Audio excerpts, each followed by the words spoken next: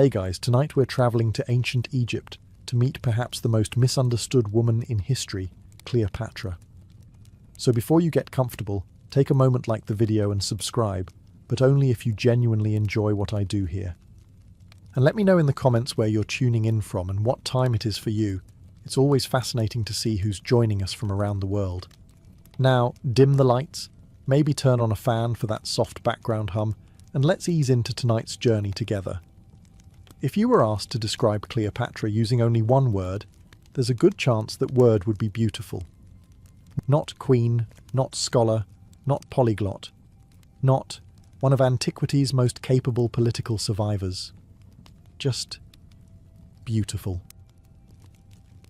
For more than 2,000 years, Cleopatra has been introduced as history's ultimate femme fatale, a woman so breathtakingly attractive that the most powerful men in Rome supposedly forgot how to govern the largest republic on earth the moment she smiled in their direction. According to popular culture, Julius Caesar crossed the Rubicon, conquered Gaul, survived countless battles, and outmaneuvered every rival imaginable. But one look at Cleopatra, and suddenly his strategic thinking packed its bags and went on holiday. It's a wonderfully dramatic story. It also gives Roman politicians remarkably little credit. They may have been ambitious, ruthless, and occasionally willing to start a civil war over a disagreement, but they generally weren't complete idiots. The Cleopatra, most people imagine today, is actually the product of centuries of imagination. Renaissance painters gave her the face of an Italian noblewoman. Victorian artists somehow made her look like she'd just stepped out of a luxury perfume advertisement. Hollywood, naturally, recruited some of the most beautiful actresses in the world to play her. At that point, the historical Cleopatra never really stood a chance. After enough paintings, plays, novels, television shows, documentaries, and blockbuster films, the legend became stronger than the evidence. The funny part is that the ancient writers, the people closest to Cleopatra's lifetime, don't spend nearly as much time admiring her looks as modern audiences do. One of our most valuable sources is the Greek historian Plutarch, writing roughly a century after Cleopatra's death. If anyone had the perfect opportunity to tell readers she was unimaginably beautiful, it was him. Instead, he basically says, not exactly. Plutarch explains that her beauty was not incomparable or immediately astonishing. That sentence has probably disappointed generations of Hollywood casting directors. Rather than describing a woman whose appearance alone overwhelmed everyone around her, Plutarch says her real power came from something much harder to paint on a canvas. Her conversation, her intelligence, her confidence, the charm in her voice, the way she spoke, the way she made people feel when they were around her. In other words, Cleopatra mastered what today we'd probably call charisma. And unlike expensive jewellery, charisma unfortunately cannot be displayed in a museum glass case with a helpful little information plaque. Imagine attending a dinner party where one guest quietly becomes the centre of every conversation. They aren't necessarily the most attractive person in the room, yet somehow everyone gradually turns toward them. They remember names. They ask clever questions. They know exactly when to make a joke, when to flatter someone, and when to simply listen. Hours later, that's the person everyone remembers. That appears to have been Cleopatra. She spoke numerous languages fluently, allowing her to communicate directly with foreign rulers and ambassadors without interpreters. In the ancient world, this was surprisingly unusual. Most monarchs relied on translators, which is an excellent way to accidentally declare war, because someone misunderstood the word for tribute. Cleopatra preferred avoiding those sorts of misunderstandings. She studied philosophy, mathematics, medicine, astronomy, economics, rhetoric, and literature in Alexandria, home to the greatest library in the ancient world. While other royal children were learning how to sit elegantly during ceremonies, Cleopatra was busy learning how kingdoms actually functioned. That turned out to be the far more useful hobby. Yet somewhere along the way, those accomplishments were quietly pushed into the background. The main reason was politics. After Cleopatra's death, Octavian, the future Emperor Augustus, needed to justify why Rome had fought one final civil war. Saying, "I defeated an exceptionally intelligent foreign queen who nearly outplayed us all," wasn't nearly as convenient as saying, "Rome was rescued from a dangerous seductress who bewitched honourable Roman men." It was brilliant propaganda, and like much successful propaganda, people kept repeating it long after everyone involved had died. Poets embraced it, playwrights expanded it, painters embroidered it, Hollywood wrapped it in gold jewellery, dramatic music, and enough eyeliner to empty an entire cosmetics store. By then, the myth had become almost impossible to separate from the woman. So tonight, we're going to attempt something rather unusual. We're going to meet Cleopatra before 2,000 years of storytelling gave her the world's most famous makeover. Because the real Cleopatra wasn't extraordinary simply because she may have been attractive. She was extraordinary because she ruled one of the richest kingdoms in the Mediterranean, while surrounded by assassins, rival siblings, ambitious Roman generals, collapsing alliances, and enough political backstabbing to make a porcupine feel uncomfortable. And somehow, against all reasonable expectations, she kept winning. Before Cleopatra ever met Julius Caesar, before she sailed up the Nile with Mark Antony, and long before Roman propaganda transformed her into history's most famous temptress, she had already survived something most people would politely decline: her own family. Now every family has disagreements. Some argue about money, others argue about politics. A few brave souls even argue over who forgot to buy bread. The Ptolemies, however, preferred a more direct approach. They argued with poison, or armies, or the occasional assassination. To understand Cleopatra, you first have to understand the remarkable collection of relatives she inherited. Her family belonged to the Ptolemaic dynasty, founded nearly 3 centuries earlier by Ptolemy I, one of Alexander the Great's most trusted generals. When Alexander died in 323 before Christ without a clear adult heir, his empire immediately fell apart.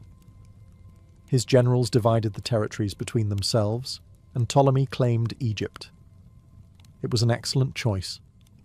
Egypt possessed fertile farmland, immense wealth, busy trade routes, and the dependable Nile River, which politely arrived every year with fresh water instead of unpleasant surprises. Compared with many neighbouring kingdoms, it was practically ancient real estate with waterfront views. The Ptolemies ruled from Alexandria, a city that quickly became one of the greatest centres of learning in the ancient world. They spoke Greek, governed like Macedonian monarchs, and proudly traced their ancestry back to Alexander's companions. Interestingly, despite ruling Egypt for generations, they rarely bothered learning the Egyptian language. That would eventually make Cleopatra rather unusual. But the dynasty also developed another tradition, one that modern family therapists would probably describe as deeply concerning. To preserve what they believed was the purity of the royal bloodline, brothers frequently married sisters, uncles married nieces, cousins married cousins. Family trees began looking less like trees and more like circles that had simply given up trying. These marriages weren't based on romance. They were political arrangements designed to keep power concentrated within the royal household. Unfortunately, they also concentrated something else: rivalry. Every royal child grew up knowing that brothers, sisters, fathers, mothers, uncles, and cousins could all become competitors for the throne. Trust was a luxury very few could afford. Cleopatra herself was born around 69 before Christ, the daughter of King Ptolemy XII, a ruler whose greatest talent seemed to be paying Rome enormous amounts of money in exchange for staying king a little longer. Roman politicians happily accepted these payments, proving once again that accepting other people's money is an ancient profession. When Cleopatra was still young, her father was driven from Egypt by a popular uprising. For several years he lived in exile under Roman protection while trying to convince influential senators to restore him to power. Eventually, they did, not out of kindness, of course. There was considerable profit to be made. Watching all of this unfold taught Cleopatra an unforgettable lesson before she was even an adult.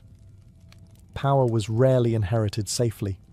It had to be negotiated, purchased, defended, and, when necessary, fought for. By the time she reached adulthood, she had learned something few princesses ever wished to master.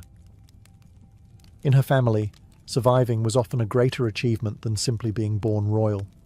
While most royal children spent their youth learning how to smile politely during ceremonies and avoid spilling wine on expensive robes, Cleopatra was preparing for a very different future. She was preparing to rule. That may sound perfectly normal for a princess. After all, royal families usually educate their children to become future monarchs. The Ptolemies, however, had a slightly different educational philosophy. They educated all their children because no one knew which one would still be alive in 10 years. Growing up in Alexandria offered Cleopatra an advantage that few rulers in history ever enjoyed. She lived in one of the greatest intellectual capitals the world had ever seen. Founded by Alexander the Great and expanded under the Ptolemies, Alexandria wasn't simply another large city. It was the Silicon Valley, Oxford, and New York of the ancient Mediterranean rolled into one, except with considerably more marble and significantly fewer coffee shops. Scholars travelled from Greece, Egypt, Persia, India, and beyond to exchange ideas. Ships entering the harbour often had their books copied for the famous Library of Alexandria before they were allowed to continue their journeys. Imagine arriving at customs today and being told, "Thank you for visiting. We'll just borrow your laptop for a few weeks." The library itself became legendary, containing hundreds of thousands of scrolls covering nearly every subject imaginable. Philosophy, mathematics, medicine, astronomy, geography, engineering, poetry, and history all found a home within its walls. Cleopatra grew up surrounded by that world. Although historians cannot list every lesson she received, the ancient sources consistently describe her as exceptionally well educated. She studied rhetoric, allowing her to persuade audiences with carefully chosen words. She learned philosophy, which taught rulers how to reason through difficult decisions rather than simply reacting to them. Mathematics and astronomy helped her understand taxation, calendars, navigation, and agriculture. Medicine fascinated her enough that later writers claimed she conducted research into herbs and remedies, though some stories are undoubtedly exaggerated. She also became an accomplished reader of literature and history. That mattered more than it might seem. History, after all, was the instruction manual for surviving politics. Every successful ruler before her became another case study. Every failed ruler became a warning. Unlike modern students, Cleopatra couldn't simply search "How not to lose your kingdom" and receive a helpful list of articles. She had to read several centuries of expensive scrolls instead. One subject, however, became her greatest strength: languages. Most members of the Ptolemaic dynasty spoke Greek and relied heavily on interpreters whenever they dealt with foreign peoples. Cleopatra took a different approach entirely. According to ancient writers, she spoke numerous languages fluently. Greek remained her native tongue, but she also learned Egyptian, the language previous Ptolemaic rulers had largely ignored, as well as several neighbouring languages used by diplomats and merchants throughout the eastern Mediterranean. This gave her a remarkable advantage. She could greet ambassadors in their own language. She could negotiate directly without waiting for translators. She could hear subtle changes in tone, hesitation, or confidence that often disappeared during interpretation. Anyone who has watched an awkward conversation slowly unravel through 3 different translators can appreciate how valuable that was. Words carry more than meaning. They carry emotion. They build trust. Cleopatra understood that better than almost anyone. Long before she ever became queen, she had discovered a truth that many rulers never learned. Knowledge wasn't merely something impressive to possess. In dangerous times, it could become the most powerful weapon in an entire kingdom. By the time Cleopatra reached her late teens, she possessed an excellent education, spoke multiple languages, understood diplomacy better than many seasoned politicians, and had grown up watching palace intrigue unfold almost daily. Unfortunately, none of those qualifications guaranteed the one thing she actually needed: the throne. When her father, Ptolemy XII, died in 51 before Christ, his will attempted to solve the succession problem in the traditional Ptolemaic fashion. Cleopatra, around 18 years old, would rule alongside her younger brother, Ptolemy XIII, who was only about 10 years old. There was one additional detail. According to royal custom, they were expected to marry. To modern ears, this sounds deeply unsettling. To the Ptolemies, it was simply Tuesday. The marriage wasn't intended to create a happy family life. It existed to keep the royal bloodline pure and to prevent outsiders from claiming the throne through marriage. History, however, repeatedly demonstrated that marrying your sibling does surprisingly little to reduce family arguments. Almost immediately, cracks began to appear. Although Cleopatra was officially co-ruler, she clearly intended to govern in her own right. Early official documents listed only her name. Coins were minted bearing her image. She appeared before officials independently and signed decrees without emphasizing her young brother's authority. This did not please the people surrounding the boy king. Because Ptolemy was still a child, real power rested in the hands of his advisors. 3 men became particularly influential: the eunuch Pothinus, the general Achilles, and the rhetorician Theodotus. Together they realized that an intelligent, ambitious young queen was considerably harder to manipulate than a 10-year-old boy. Their solution was simple: remove Cleopatra. Court politics quickly became poisonous. Supporters chose sides, accusations spread through Alexandria, and before long Cleopatra found herself losing control of the government she had barely begun to rule. Eventually, she was forced to flee Egypt altogether. Imagine spending your entire childhood preparing to become queen, only to discover that within a couple of years you've been chased into exile by your little brother's advisors. Family reunions were unlikely to improve from that point onward. Cleopatra escaped eastward into Syria, where many rulers might have accepted defeat and quietly lived out the rest of their lives in comfortable obscurity. She had other ideas. Instead of surrendering, she began raising an army. This decision tells us something important about her character. Cleopatra wasn't waiting for someone to rescue her. She wasn't writing emotional letters, asking relatives to reconsider. She wasn't hoping the palace would suddenly apologize for the misunderstanding. She was preparing to march back and reclaim her kingdom. Meanwhile, Egypt drifted toward chaos. 2 rival governments now claimed legitimacy.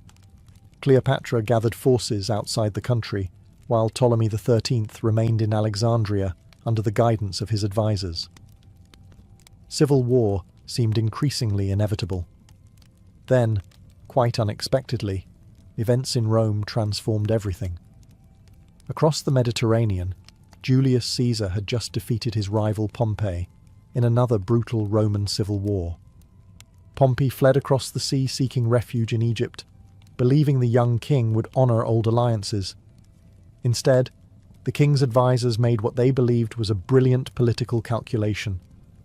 They murdered Pompey before Caesar even arrived. It was meant as a gift. It would prove to be one of the greatest diplomatic miscalculations in ancient history. And for Cleopatra, it presented the opportunity she had been waiting for.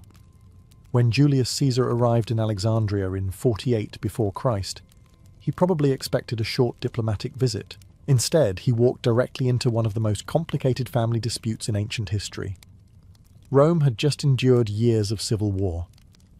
Caesar had crossed the Rubicon, defeated rival armies across Greece, Italy, and Spain, and finally chased his greatest opponent, Pompey the Great, all the way to Egypt.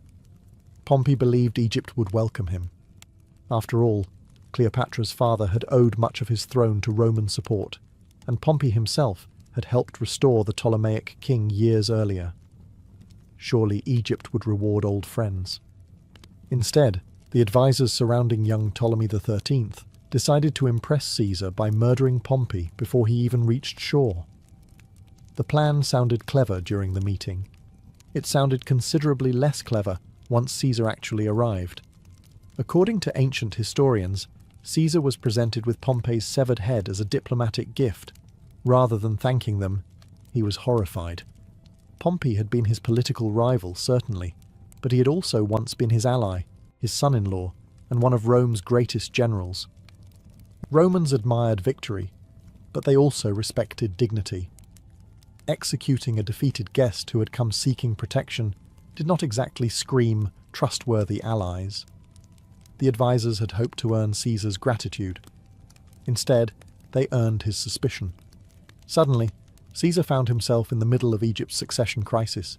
Two rulers claimed the throne. One was the young king controlled by ambitious advisors. The other was an exiled queen gathering supporters just beyond Egypt's borders. Cleopatra immediately recognized something that many politicians fail to notice. Moments of chaos often create opportunities. She knew that simply marching into Alexandria with an army would likely fail. Caesar already occupied the city with his veterans. If she appeared as another invading force, she risked making herself look like the aggressor. She needed something far more powerful, a private conversation. Getting one, however, was easier imagined than accomplished. The royal palace was firmly controlled by her brother's supporters. Guards watched every entrance, and anyone openly loyal to Cleopatra risked immediate arrest. Walking through the front gate while announcing, "Good evening, I'd like to discuss the throne with Julius Caesar," was unlikely to produce favourable results. So Cleopatra chose a far more memorable entrance. Ancient writers tell us that she secretly entered Alexandria under cover of darkness. Her loyal servant, Apollodorus of Sicily, smuggled her into the palace concealed inside a large bundle of bedding or a linen sack. Over the centuries, this gradually evolved into the famous story that she emerged from a rolled-up carpet. It is one of history's most enduring images. Whether it was actually a carpet, a rug, or simply a large sack of fabric remains uncertain. The important detail isn't the furniture. It's the strategy. Rather than relying on beauty, wealth, or military force, Cleopatra relied on surprise, courage, and impeccable timing. She placed herself directly before the most powerful man in the Roman world before anyone else had the chance to influence him. Imagine Caesar's evening. One moment you're reviewing documents about Egyptian politics. The next, someone unrolls what appears to be expensive laundry, and out climbs the exiled queen you've been hearing about for days. It's certainly one way to guarantee the meeting won't be forgotten. More importantly, it gave Cleopatra exactly what she wanted. Not romance, not immediate victory, something far more valuable. The chance to speak for herself before anyone else could tell her story. By the time Cleopatra finished her first private meeting with Julius Caesar, very little had actually changed. She wasn't queen again.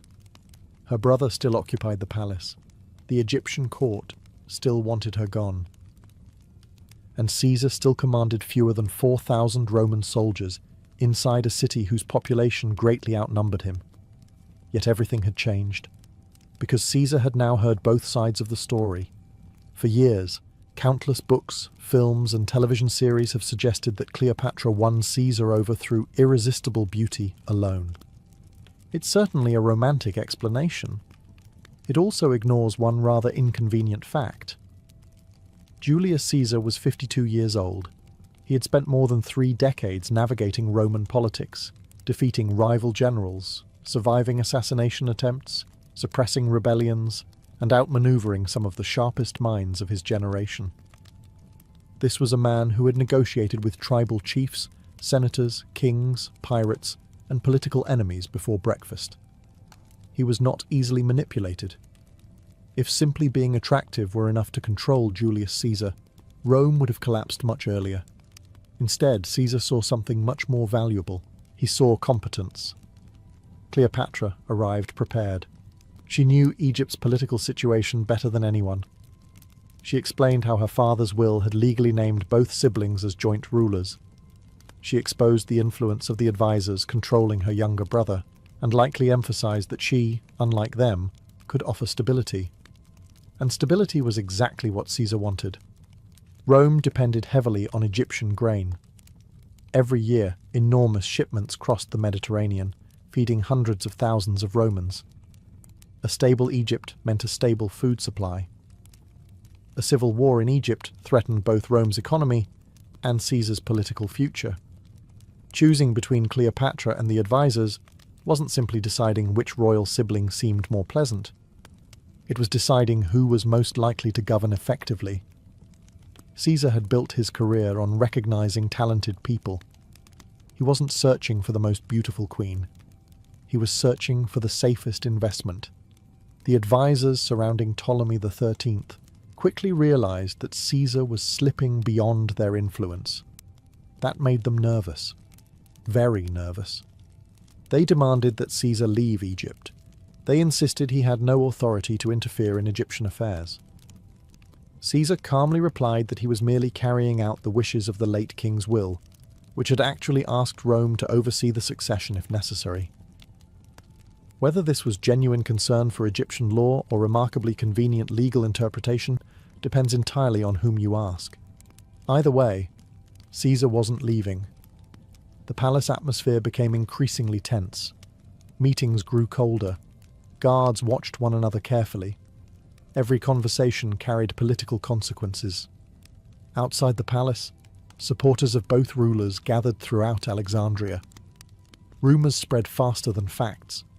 One version of events would circulate in the morning, only to be replaced by an even more dramatic version before sunset.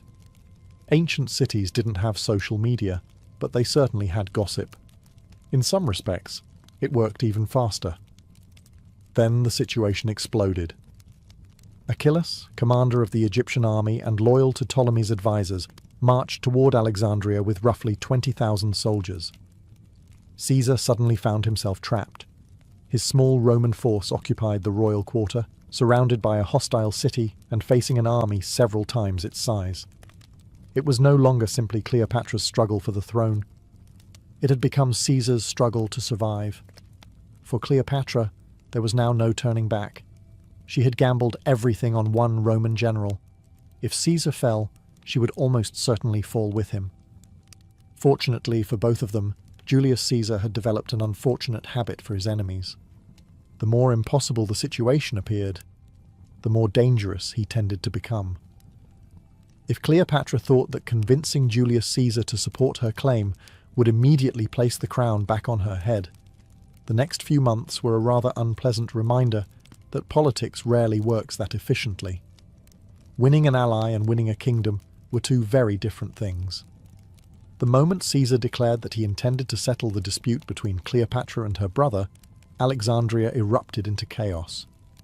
Ptolemy XIII's advisors had already lost the political battle inside the palace. They intended to win the military one outside it. Achilles, commander of the Egyptian army, marched on Alexandria with tens of thousands of soldiers. Caesar, meanwhile, had fewer than 4,000 legionaries. Those are not odds most military commanders would voluntarily choose. Fortunately for Caesar, voluntarily choosing sensible odds had never really been one of his hobbies. Rather than abandoning the palace, he fortified the royal quarter.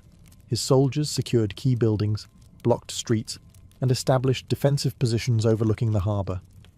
Every wall became a fortress, every doorway a checkpoint, and every rooftop suddenly seemed like an excellent place for someone carrying a spear. On the morning of the 15th of March, 44 before Christ, Cleopatra was still in Rome. She had every reason to believe the future looked promising. Egypt was stable. Her throne was secure. Her relationship with Julius Caesar had elevated her kingdom to a position of enormous importance. Rome and Egypt were cooperating more closely than they had in generations, and her young son, Caesarion, represented what she hoped would become a lasting bond between the two powers. Then, within a matter of minutes, everything unravelled. Caesar entered the theatre of Pompey to attend a meeting of the Senate. Ironically, the building was named after Pompey the Great, the very rival Caesar had defeated only a few years earlier.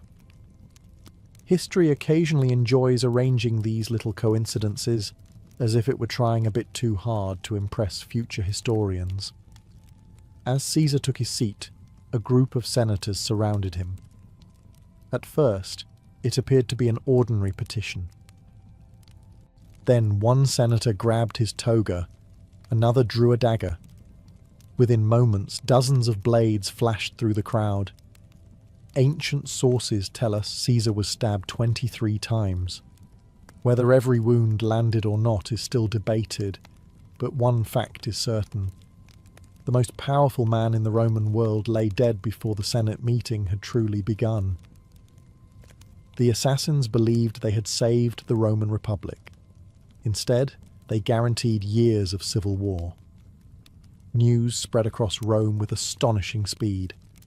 Markets emptied, doors slammed shut. Crowds gathered in confusion. No one knew what would happen next. Whenever the most powerful politician in the country is suddenly murdered, people generally become reluctant to make long-term dinner plans. For Cleopatra, the danger was immediate. She was not merely a foreign visitor. She was Caesar's closest royal ally. She had lived in Rome under his protection. Many Romans believed, correctly or not, that she had considerable influence over him. If angry crowds wanted someone else to blame for Caesar's growing ambition, an Egyptian queen made a very convenient target. There is no evidence that Cleopatra had any knowledge of the assassination beforehand, nor did she play any role in Roman politics beyond protecting Egypt's interests. But in times of chaos, facts often travel much more slowly than rumours. She acted quickly. Rather than becoming involved in Rome's unfolding power struggle, Cleopatra quietly prepared to leave the city. She gathered her household, her advisors, her young brother Ptolemy XIV, and her son Caesarion. Within days, she was sailing back toward Alexandria. It was probably the wisest decision she could have made. Behind her, Rome descended into uncertainty. Mark Antony attempted to seize control.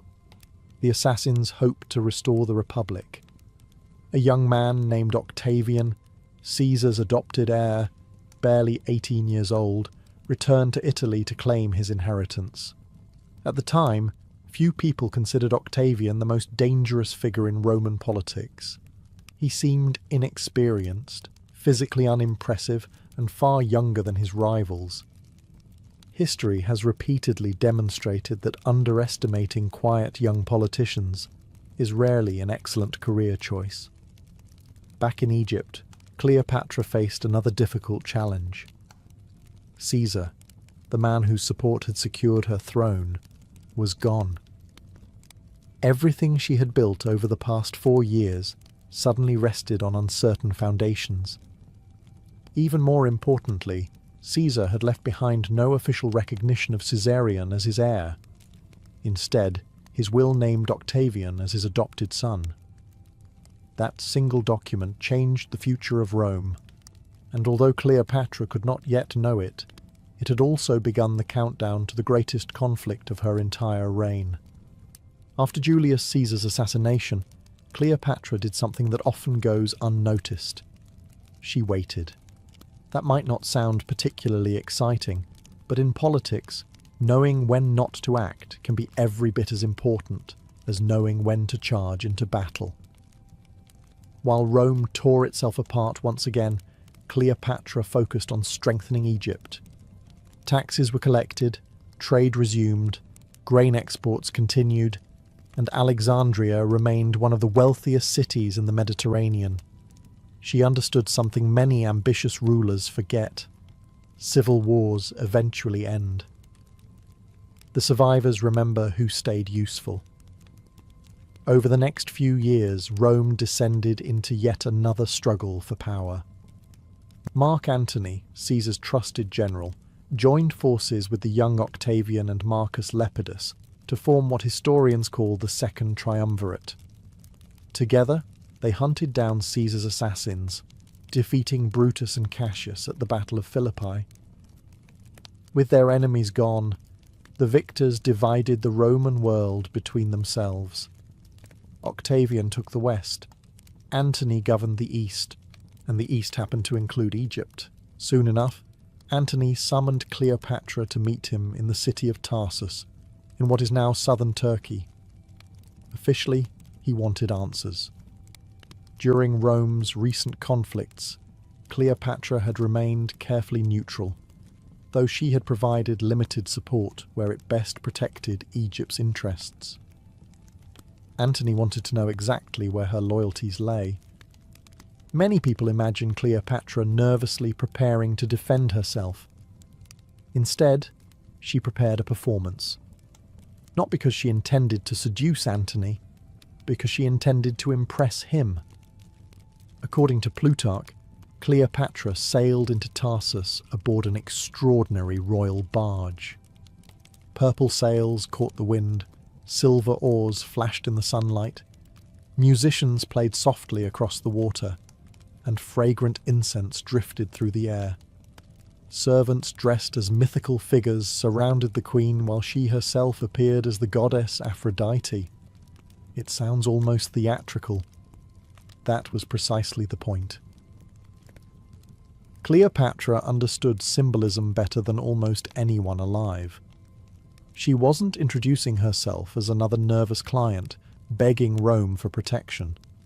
She was reminding Antony that Egypt was ancient, wealthy, sophisticated, and unlike any other kingdom under Roman influence. In modern terms, she wasn't attending the meeting. She was hosting it. Even though Antony had issued the invitation, the effect was immediate. Plutarch writes that Antony, expecting Cleopatra to appear before his court, instead found himself accepting her invitation to dine aboard the royal ship. Somehow, within a single afternoon, the balance of the meeting had quietly shifted. That was no accident. Cleopatra had spent her entire life studying people. She understood that first impressions were political weapons. Luxury could communicate power. Confidence could reshape negotiations. And making someone curious was often more effective than trying desperately to please them. Mark Antony was captivated, not simply by Cleopatra herself, but by the world she represented. Unlike Julius Caesar, who had arrived in Egypt as a conqueror, Antony encountered a queen who already knew exactly how Roman politics worked. She was no longer the young ruler fighting to reclaim her throne. She had become an experienced monarch who had survived civil war, outlived rivals, rebuilt her kingdom, and learned one of history's greatest lessons. Power wasn't about making an entrance. It was about making sure everyone remembered it long after you had left the room. By the time Cleopatra and Mark Antony had become allies, something remarkable had happened. Cleopatra was no longer simply reacting to history, she was shaping it. The frightened young queen who had once been smuggled into Caesar's palace, wrapped in bedding, had disappeared. In her place stood a confident monarch who had ruled Egypt for nearly 2 decades, survived civil war, defeated rival siblings, negotiated with Rome's greatest leaders, and restored stability to one of the richest kingdoms in the ancient world. She had become exactly the ruler she had spent her childhood preparing to be. Yet oddly enough, this is the point where many popular retellings stop talking about her government altogether. Instead, they focus almost exclusively on romance. It's a bit like writing the biography of Winston Churchill and spending 90% of the book discussing his favourite breakfast. Interesting, perhaps, but you're probably missing the main story. While Antony spent much of his time organising Rome's eastern provinces, Cleopatra remained busy governing Egypt. The kingdom's prosperity depended on careful administration. Every year, officials measured the Nile's flooding because too little water meant poor harvests, while too much water threatened villages and farmland. Taxes had to be adjusted, grain distributed, ports supervised, merchants protected, and foreign trade encouraged. None of this makes particularly exciting Hollywood cinema.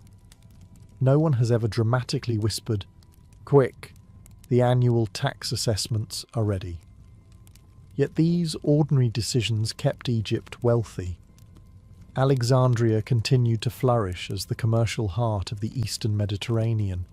Ships arrived daily carrying goods from Greece, Arabia, Africa, and India. Grain, papyrus, glass, perfumes, wine, precious stones, ivory, spices, and luxury textiles flowed through its enormous harbours. Trade was the kingdom's lifeblood. Cleopatra understood that political power rested upon economic strength. A poor kingdom could not remain independent for long. A wealthy kingdom, however, became valuable to everyone. She also invested heavily in religious legitimacy. Egyptian pharaohs were not merely political rulers. They were expected to maintain harmony between humanity and the gods. Cleopatra embraced traditional Egyptian ceremonies far more enthusiastically than most of her Greek-speaking ancestors had done. She appeared publicly dressed as the goddess Isis. To modern audiences, this might sound like clever public relations. In many ways, it was. But it also reflected genuine royal tradition. Egyptian rulers had linked themselves with the gods for thousands of years before Cleopatra was born. She simply understood that respecting Egyptian customs strengthened her authority among her own people.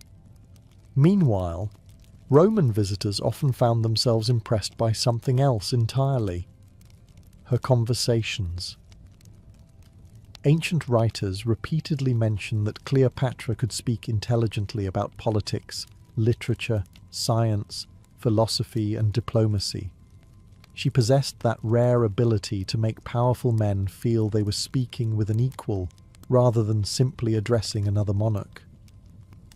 That quality cannot easily be captured in marble, nor can it be shown on a coin, which may explain why later generations quietly ignored it. Beauty is simple to paint. Intelligence requires storytelling, and storytelling takes considerably more effort than adding another layer of gold jewellery.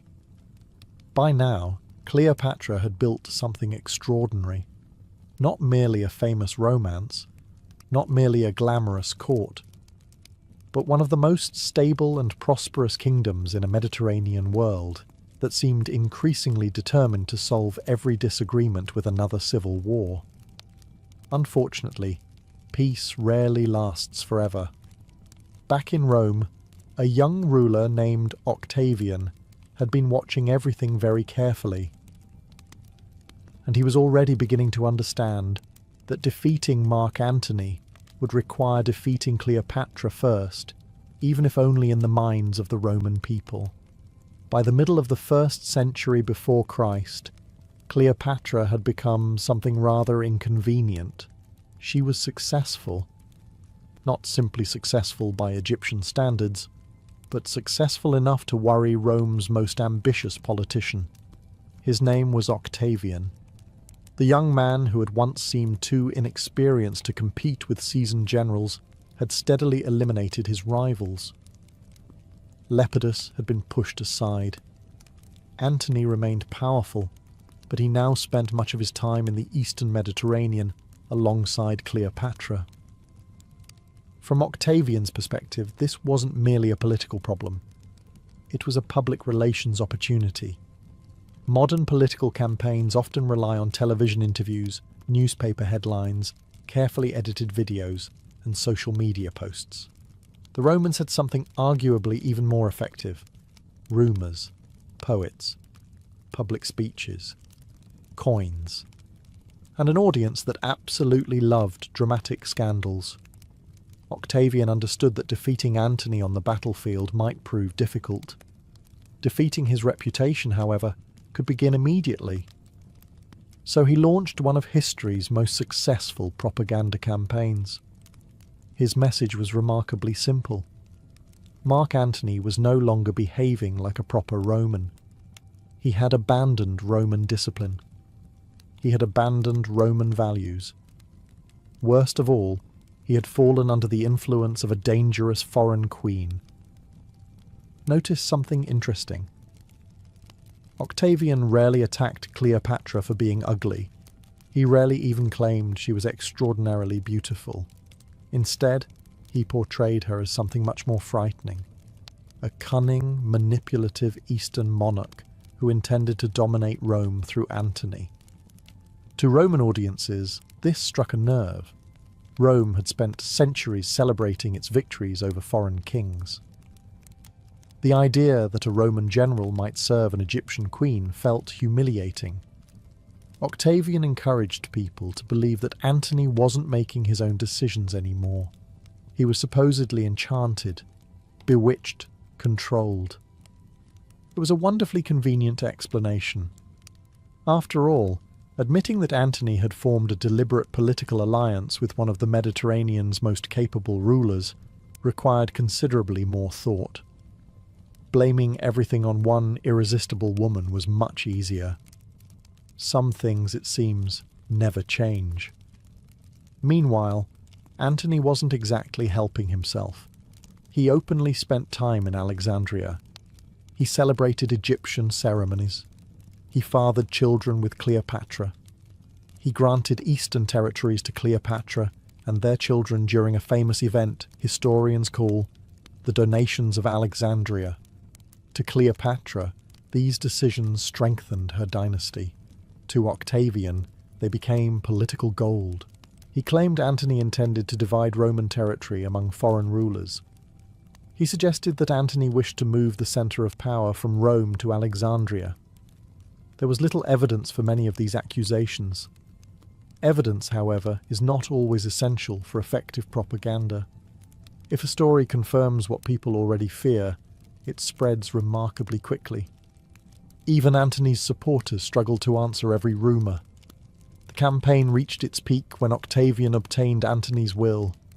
Exactly how he acquired it remains controversial, since Roman wills were supposed to remain sealed until death. Nevertheless, Octavian publicly read portions of it before the Senate. According to the document, Antony wished to be buried beside Cleopatra in Alexandria. For many Romans, that single detail sounded almost like betrayal. A Roman hero choosing Egypt over Rome? Outrage followed almost immediately. Octavian had carefully transformed what was really another Roman civil war into something entirely different. He wasn't fighting Antony anymore.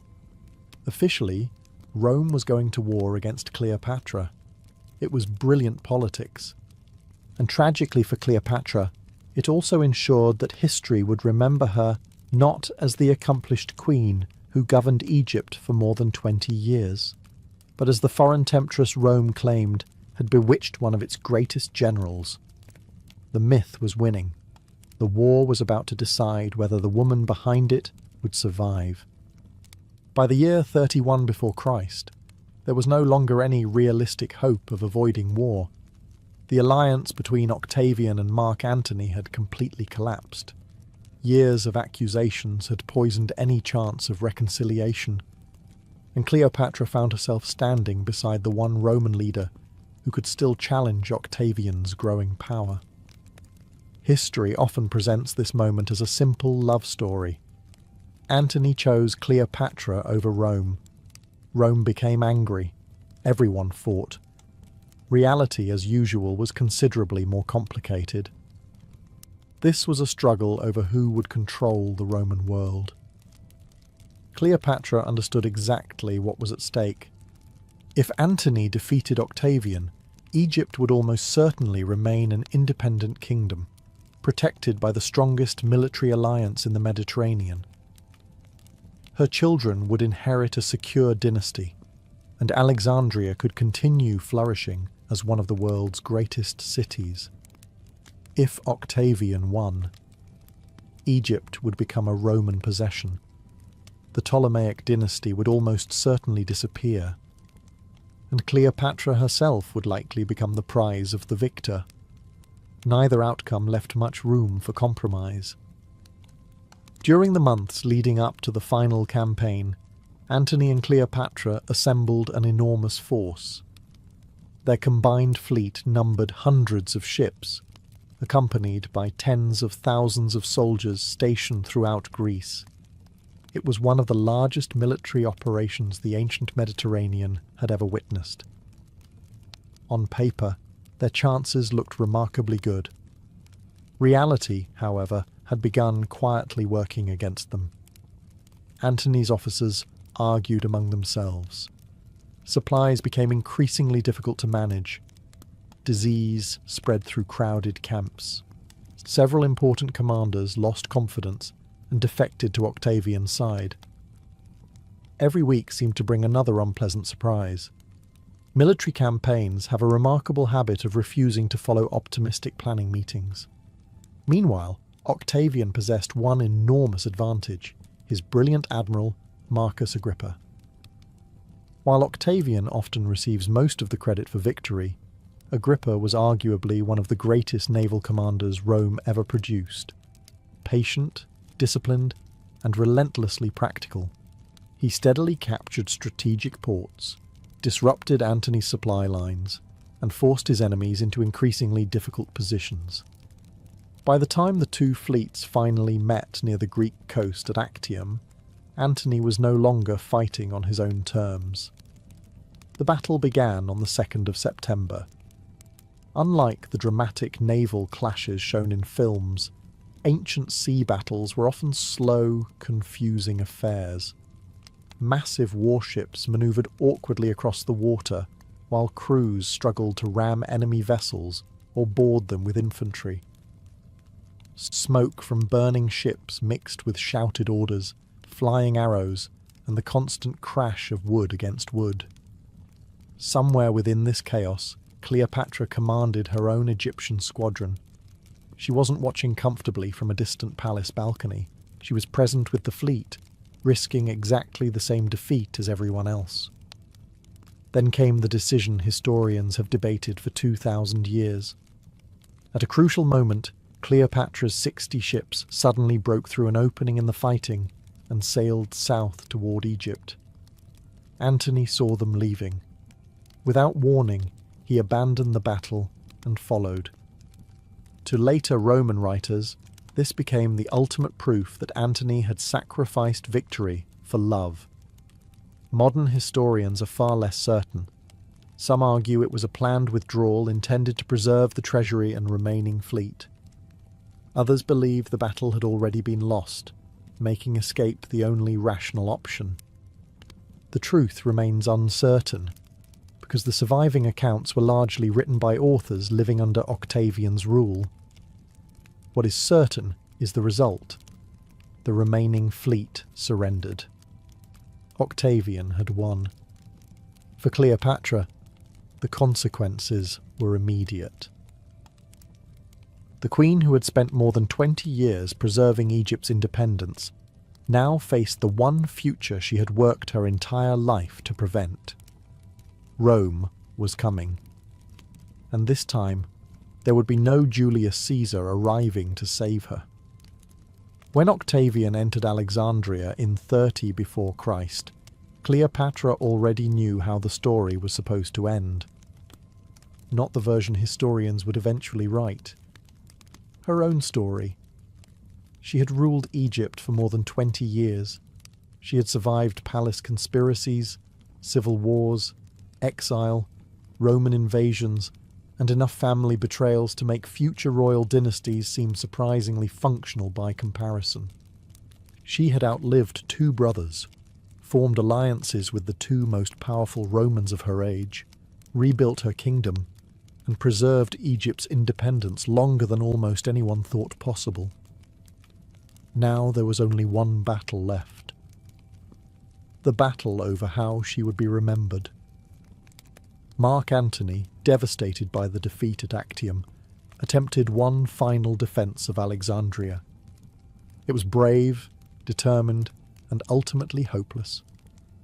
Octavian's forces advanced steadily toward the city, defeating what remained of Antony's army. Then disaster struck. A false rumour spread that Cleopatra had taken her own life. Upon hearing the news, Antony believed everything was lost. Rather than allowing himself to be captured, he fell upon his sword. Ancient historians tell us the attempt did not kill him immediately. Gravely wounded, he was carried to the mausoleum, where Cleopatra had locked herself inside with a handful of loyal attendants. According to Plutarch, the doors remained sealed, so Antony had to be lifted through a high window using ropes. It is one of history's most tragic scenes. The aging Roman general, who had once commanded vast armies across 3 continents, being painfully hauled into the arms of the woman he loved. He died there beside Cleopatra. With Antony gone, Octavian finally came face to face with Egypt's queen. Contrary to later legends, he treated her with considerable caution. He understood her value. If Cleopatra could be taken alive to Rome, she would become the centerpiece of his triumph, a public parade celebrating his victory before cheering crowds. Roman triumphs often displayed defeated kings and queens in chains. It was political theatre on the grandest possible scale. Octavian wanted Cleopatra alive. Cleopatra understood exactly why. She had spent enough time in Rome to know what awaited defeated rulers. She would not allow herself to become another trophy. Over the following days, Octavian attempted to reassure her. He promised fair treatment, encouraged cooperation, and tried to convince her that surrender remained her best option. Whether he genuinely intended to spare her or simply wished to prevent her suicide remains impossible to know. Cleopatra, however, made her own calculations. For perhaps the final time, she chose control over uncertainty. The exact manner of her death remains one of history's greatest mysteries. The famous story tells of an Egyptian cobra, the sacred asp, hidden inside a basket of figs. Other ancient writers suggested poison concealed in a hairpin, or a carefully prepared mixture of deadly substances. Modern historians continue debating which version is most likely. The truth disappeared with Cleopatra herself. She died at the age of 39. With her death, nearly 300 years of Ptolemaic rule came to an end. Egypt became a Roman province, and Octavian soon transformed himself into Augustus, Rome's first emperor. Yet history's final irony was only beginning. Octavian had defeated Cleopatra on the battlefield. His propaganda would defeat her for the next 2,000 years. The brilliant linguist became the beautiful queen.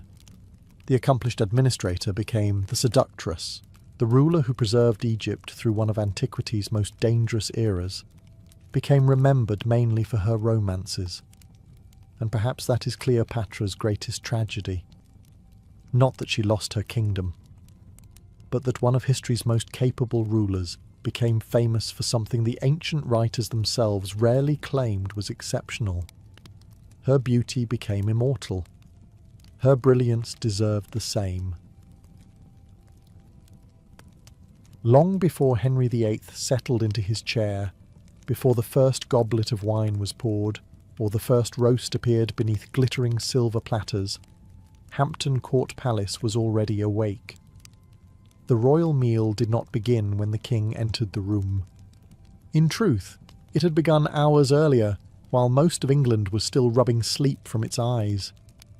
Feeding the most powerful man in the kingdom was less like preparing dinner and more like organising a carefully rehearsed military campaign, except this army fought with ladles instead of swords. Every morning, servants hurried through endless corridors, carrying baskets of vegetables, barrels of ale, sacks of flour, fresh herbs, and entire sides of beef. Deliveries arrived from royal estates across England, bringing the finest ingredients available. Fish came from rivers and the coast, game arrived from royal hunting parks, while gardens supplied fresh greens that had often been picked only moments before. Nothing was left to chance. A disappointing meal reflected poorly on everyone involved, from the lowliest kitchen boy to the Lord Steward himself. The kitchens at Hampton Court were astonishingly large. More than 50 rooms were dedicated solely to preparing food. Massive fireplaces roared continuously, each large enough to roast several animals at once. The air was thick with wood smoke, sizzling fat, and the constant shouting of cooks trying to coordinate dozens of different dishes simultaneously. It was loud, hot, and exhausting. Anyone expecting a peaceful culinary experience would have been deeply disappointed within the first 5 minutes.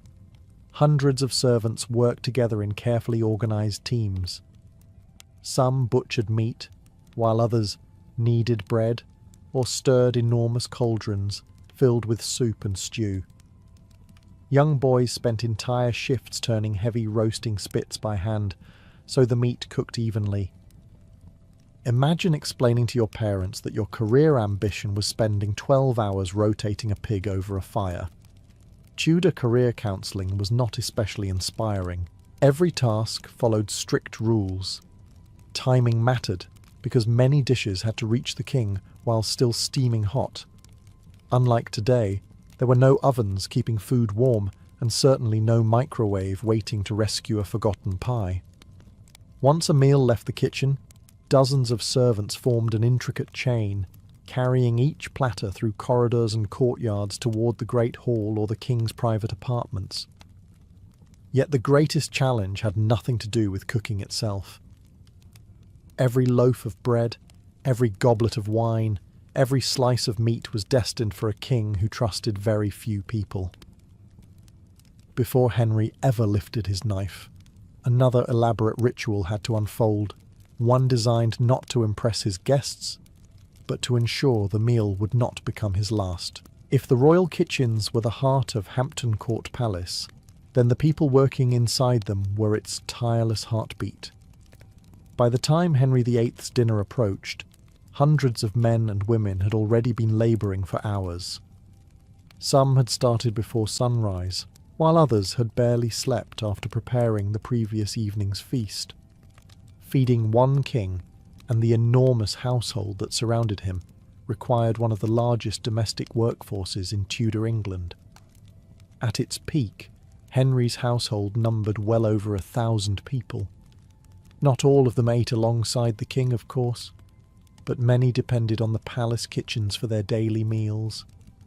Every day, enormous quantities of food disappeared into hungry mouths. Several oxen, dozens of sheep, countless chickens, mountains of bread, barrels of ale, and rivers of wine seemed to vanish almost as quickly as they arrived. Medieval logistics had evolved into Tudor logistics, and somehow they had become even more complicated. The great kitchens themselves were divided into specialised departments. There was a boiling house for soups and stews, a roasting kitchen with enormous open hearths, pastry kitchens where elaborate pies were assembled, bakehouses producing fresh bread, confectionaries preparing sweet dishes, and separate rooms for sauces, spices, and preserving food. Each area had its own hierarchy, with experienced masters directing apprentices who hoped one day to earn a better position. Perhaps no job was more exhausting than that of the spit boy. His task sounded simple: turn the heavy iron spit so the roasting meat cooked evenly. In reality, it meant standing beside blazing fires for hours, carefully rotating entire pigs, deer, or sides of beef without letting the meat burn. It was hot enough to make anyone reconsider every life choice that had led them to that fireplace. On particularly busy days, they probably smelled more roasted than the dinner itself. Elsewhere, butchers worked with astonishing speed, reducing entire carcasses into usable cuts before passing them to cooks. Bakers carried trays of fresh bread from massive ovens, while brewers ensured ale remained plentiful. Water was not always the safest drink, so even ordinary servants often consumed weak ale throughout the day. Contrary to popular imagination, they were not constantly staggering around drunk. The ale was usually much weaker than modern beer, and often safer than whatever floated in the nearest well. As impressive as this army of workers was, none of their efforts mattered if the meal reached Henry cold, or worse, unsafe. Once every dish had been prepared to perfection, another carefully choreographed ritual began. The food was about to leave the kitchens, and from this point onward, every step was governed by ceremony, security, and absolute precision. Preparing Henry VIII's dinner was only half the battle. Getting it safely from the roaring kitchens to the royal table was an equally delicate operation. The palace was vast, its corridors twisting through courtyards, staircases, galleries, and guarded doorways. A meal might travel several hundred yards before reaching the king. Every step had to be carefully managed because by this point, the food was no longer just dinner. It had become a matter of royal security. The procession began with senior kitchen officials inspecting every dish one final time. Platters were wiped clean around the edges, sauces adjusted, garnishes arranged with surprising care. Presentation mattered almost as much as flavour. Henry enjoyed displays of abundance, and his meals were expected to look as impressive as the wealth of his kingdom. A simple roast chicken might be accompanied by colourful fruits, herbs, elaborate pastries, or decorative sugar sculptures that looked almost too beautiful to eat. Almost. Once approved, servants formed an orderly procession. Each person knew exactly which platter they carried, and precisely where they belonged in the line. This was not a chaotic stampede of hungry cooks escaping a hot kitchen. It was a carefully rehearsed ceremony that reflected the rigid hierarchy of Tudor society. The closer a servant came to handling the king's food, the higher his rank usually was. Carrying Henry's dinner was considered an honour, but also a responsibility.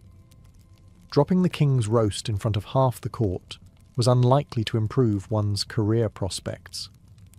As the procession wound through Hampton Court, guards watched the route carefully. Unauthorised people were kept well away from the dishes. Doors were opened in advance, allowing the line of servants to move without interruption. Every unnecessary delay meant the food cooled slightly, and no one wanted to explain to Henry why his venison had arrived merely warm instead of properly steaming. The greatest concern, however, was not temperature. It was poison. Poison haunted the imagination of Renaissance courts. Political rivals, foreign agents, ambitious nobles, and disgruntled servants all existed in whispered stories of assassination. Whether every rumour was true hardly mattered. Henry believed the danger was real enough to justify extraordinary precautions. His father's dynasty had won the throne only after decades of civil war, and the Tudor crown still felt less than completely secure. A healthy level of paranoia came with wearing it. Before a single bite reached the king's lips, another ceremony now took centre stage. Trusted officers would examine the food, taste the wine, and publicly demonstrate that every course was safe. For Henry, surviving dinner sometimes seemed almost as important as enjoying it. By the time Henry VIII finally approached the dining chamber, his meal had already survived an obstacle course of cooks, servants, guards, and inspections. Yet one final ritual remained before the king could lift his knife. In an age when political alliances shifted as quickly as English weather, poison was considered one of the most terrifying weapons imaginable. A sword could be blocked, an assassin might be spotted, but a poisoned goblet looked exactly like an ordinary one, until it was far too late. Whether the danger was as widespread as people believed is still debated by historians. Actual poisonings were relatively uncommon, but fear itself shaped behaviour. Kings did not need constant assassination attempts to become cautious. They only needed to hear enough stories to wonder whether the next meal might contain something more dangerous than too much pepper. That responsibility fell upon trusted officers known as the gentlemen servers and the royal tasters. Their position demanded absolute loyalty because they stood between the king and anyone who wished him harm.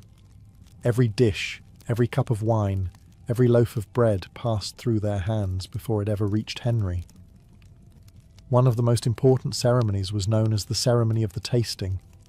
It was performed publicly, allowing everyone present to witness that the food had been examined.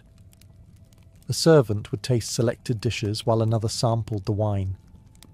They did not simply nibble politely to avoid offending the chef. They consumed enough to demonstrate genuine confidence that nothing dangerous lurked inside. Of course, modern films often exaggerate this practice, showing a nervous servant collapsing dramatically seconds later while everyone gasps. Real poison rarely behaved with such theatrical timing. If that had been common, court physicians would have become remarkably efficient detectives. Instead, many poisons worked slowly, making certainty difficult. The tasting ceremony was therefore partly practical and partly psychological. It reassured the king while reminding everyone else that protecting him was the household's highest priority. Henry himself remained alert throughout the ritual. Although famous for his enormous appetite, he was no careless eater.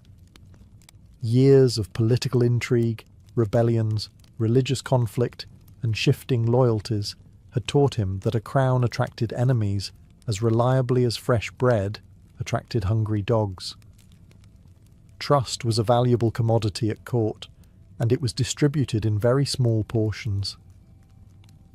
Only after every inspection had been completed, every goblet approved, and every servant had performed his assigned duty, could the king finally sit down.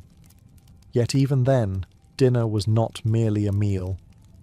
The moment Henry entered the room, eating itself became a carefully choreographed performance, where every movement announced exactly who held power in Tudor England.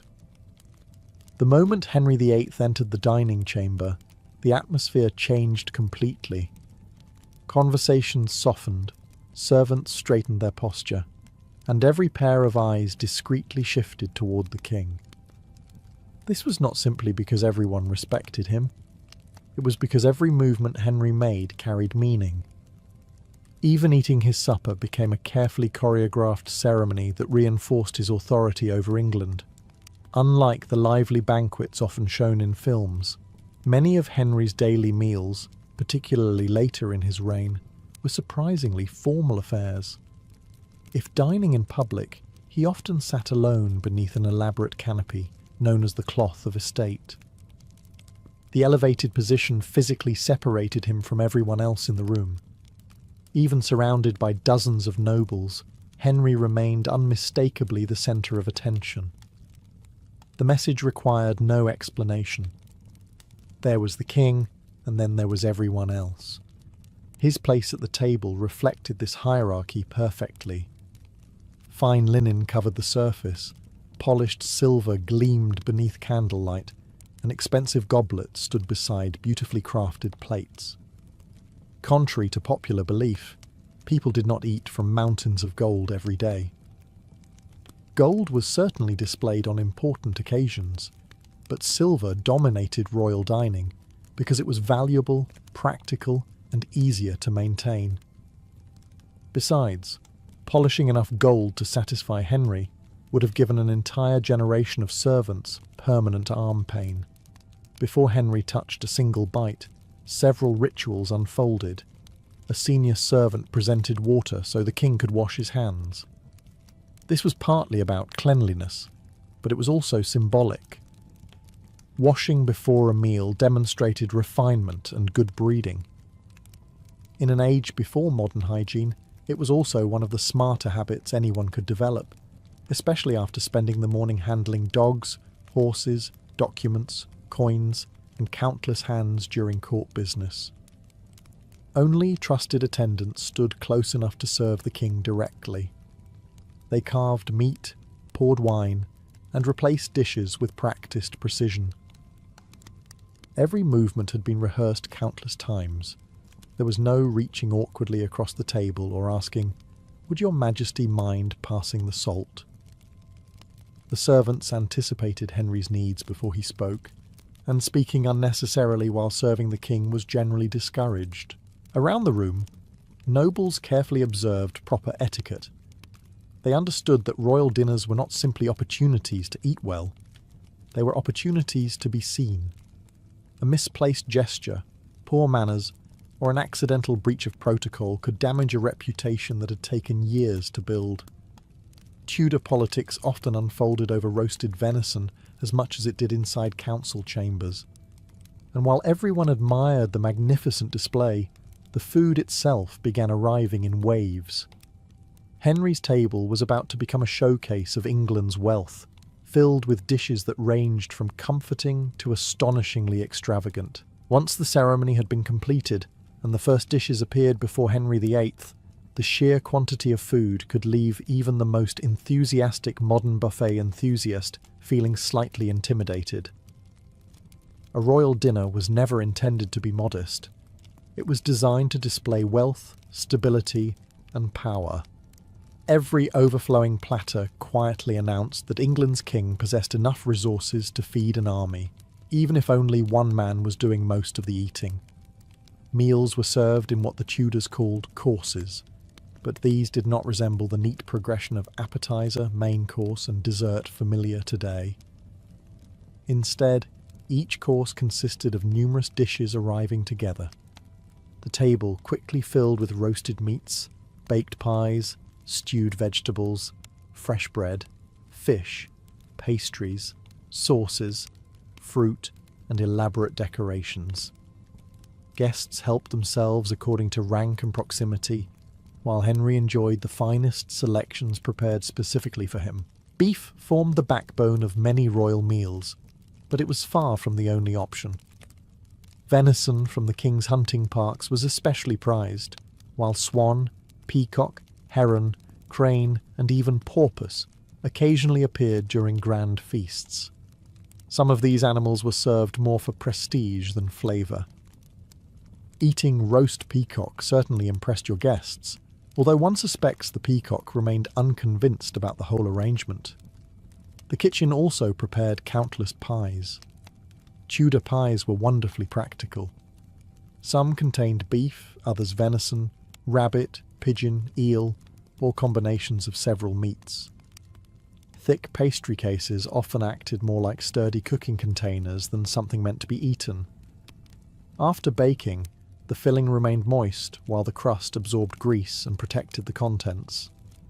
Think of it as the 16th century equivalent of disposable cookware, except considerably heavier and far less likely to fit inside a modern dishwasher. Fish remained essential, particularly on religious fasting days when meat was forbidden by church rules.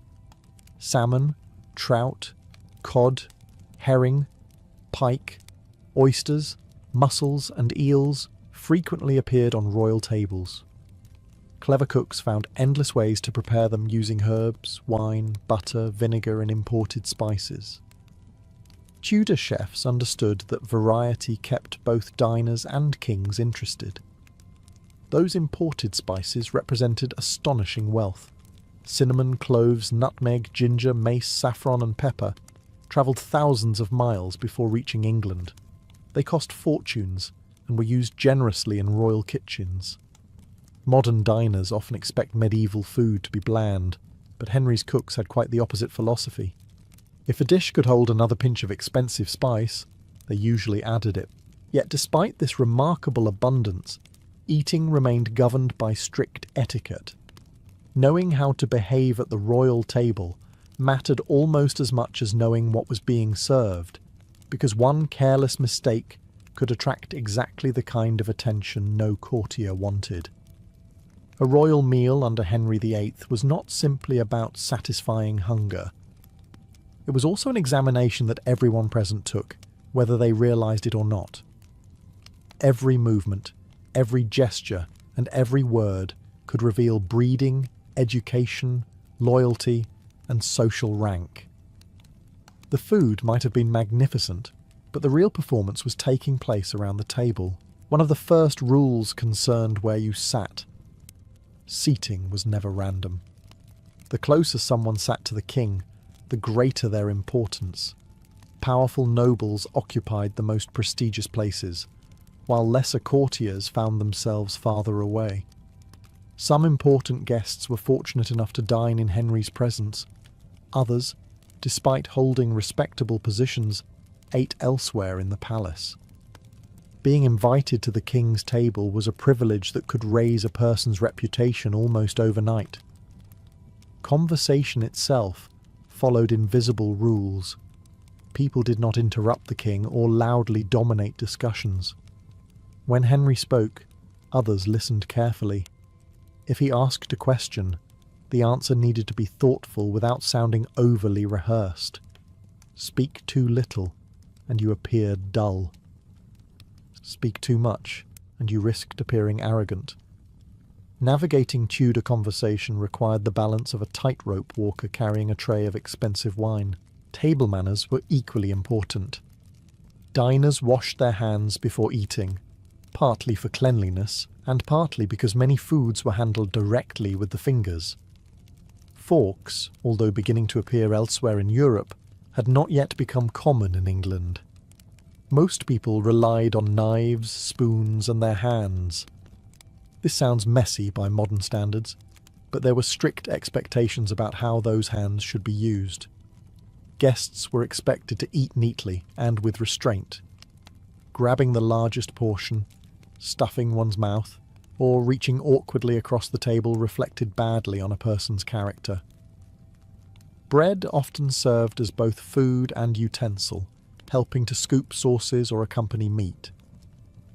Bones and scraps were placed carefully aside rather than tossed carelessly onto the floor, despite what many modern films suggest. Tudor nobles appreciated elegance, even if their dinners involved considerably more gravy than today's formal banquets. Napkins, usually made of linen, rested across the lap or over one shoulder. Wiping greasy fingers on expensive clothing was strongly discouraged, a rule that has somehow survived remarkably well into the present day. Human civilization has achieved many things, but agreeing not to clean butter off your sleeves remains one of its quieter successes. Perhaps most importantly, everyone watched everyone else. Courtiers observed rivals, ambassadors studied English customs, servants noticed shifting alliances, and Henry himself paid close attention to the behaviour of those around him. A royal dinner was one of the few places where politics, ambition, and etiquette occupied exactly the same table. By the time the final dishes began to disappear, the meal had accomplished far more than filling empty stomachs. It had reinforced the entire social order of Tudor England, one carefully choreographed dinner at a time. No matter how grand the meal had been, eventually the final platter was cleared away, the last goblet emptied, and the enormous performance surrounding Henry VIII's dinner began to wind down. Yet, even the ending followed traditions that had been refined over generations. A royal feast did not simply stop because everyone had eaten enough. Like every other part of Tudor court life, it concluded with ceremony, hierarchy, and one final reminder of who ruled England. As servants removed the dishes, they worked with the same quiet precision they had shown throughout the meal. Empty platters disappeared almost as quickly as they had arrived. Linen cloths were straightened, goblets collected, and crumbs brushed from the table. Nothing was left untidy for long. An orderly dining chamber reflected an orderly kingdom, at least in theory. In reality, keeping several hundred well-fed nobles perfectly organised was probably rather like attempting to herd geese that happened to own castles. Henry rarely lingered over dinner. Despite his love of food, ambassadors and visitors often remarked that he ate surprisingly quickly. He had matters of state waiting for him, petitions to review, council meetings to attend, ambassadors to receive, and disputes that required his attention. Running a kingdom left remarkably little time for leisurely conversation over dessert. That did not mean the evening immediately became quiet. Music frequently followed important meals. Skilled musicians played lutes, viols, flutes, and harps, while singers entertained the court. On especially festive occasions, jesters, acrobats, and actors performed before the king. Henry himself genuinely enjoyed music and was an accomplished musician in his younger years, composing songs and playing several instruments. Before age, injuries and politics hardened his temperament, he had been considered one of the most athletic and cultured princes in Europe. Meanwhile, far from the royal apartments, another feast quietly unfolded. Once the king and his highest-ranking guests had finished, food that remained was distributed throughout the enormous household according to rank. Senior officers received generous portions, while ordinary servants also benefited from the palace kitchens. Very little edible food was deliberately wasted. Leftovers fed hundreds of mouths, and sometimes even found their way to charitable distribution outside the palace gates.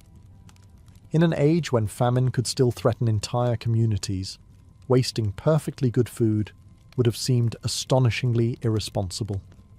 As evening settled over Hampton Court, fires in the kitchens gradually burned lower, exhausted cooks scrubbed enormous pots, and servants prepared for another day that would begin before dawn.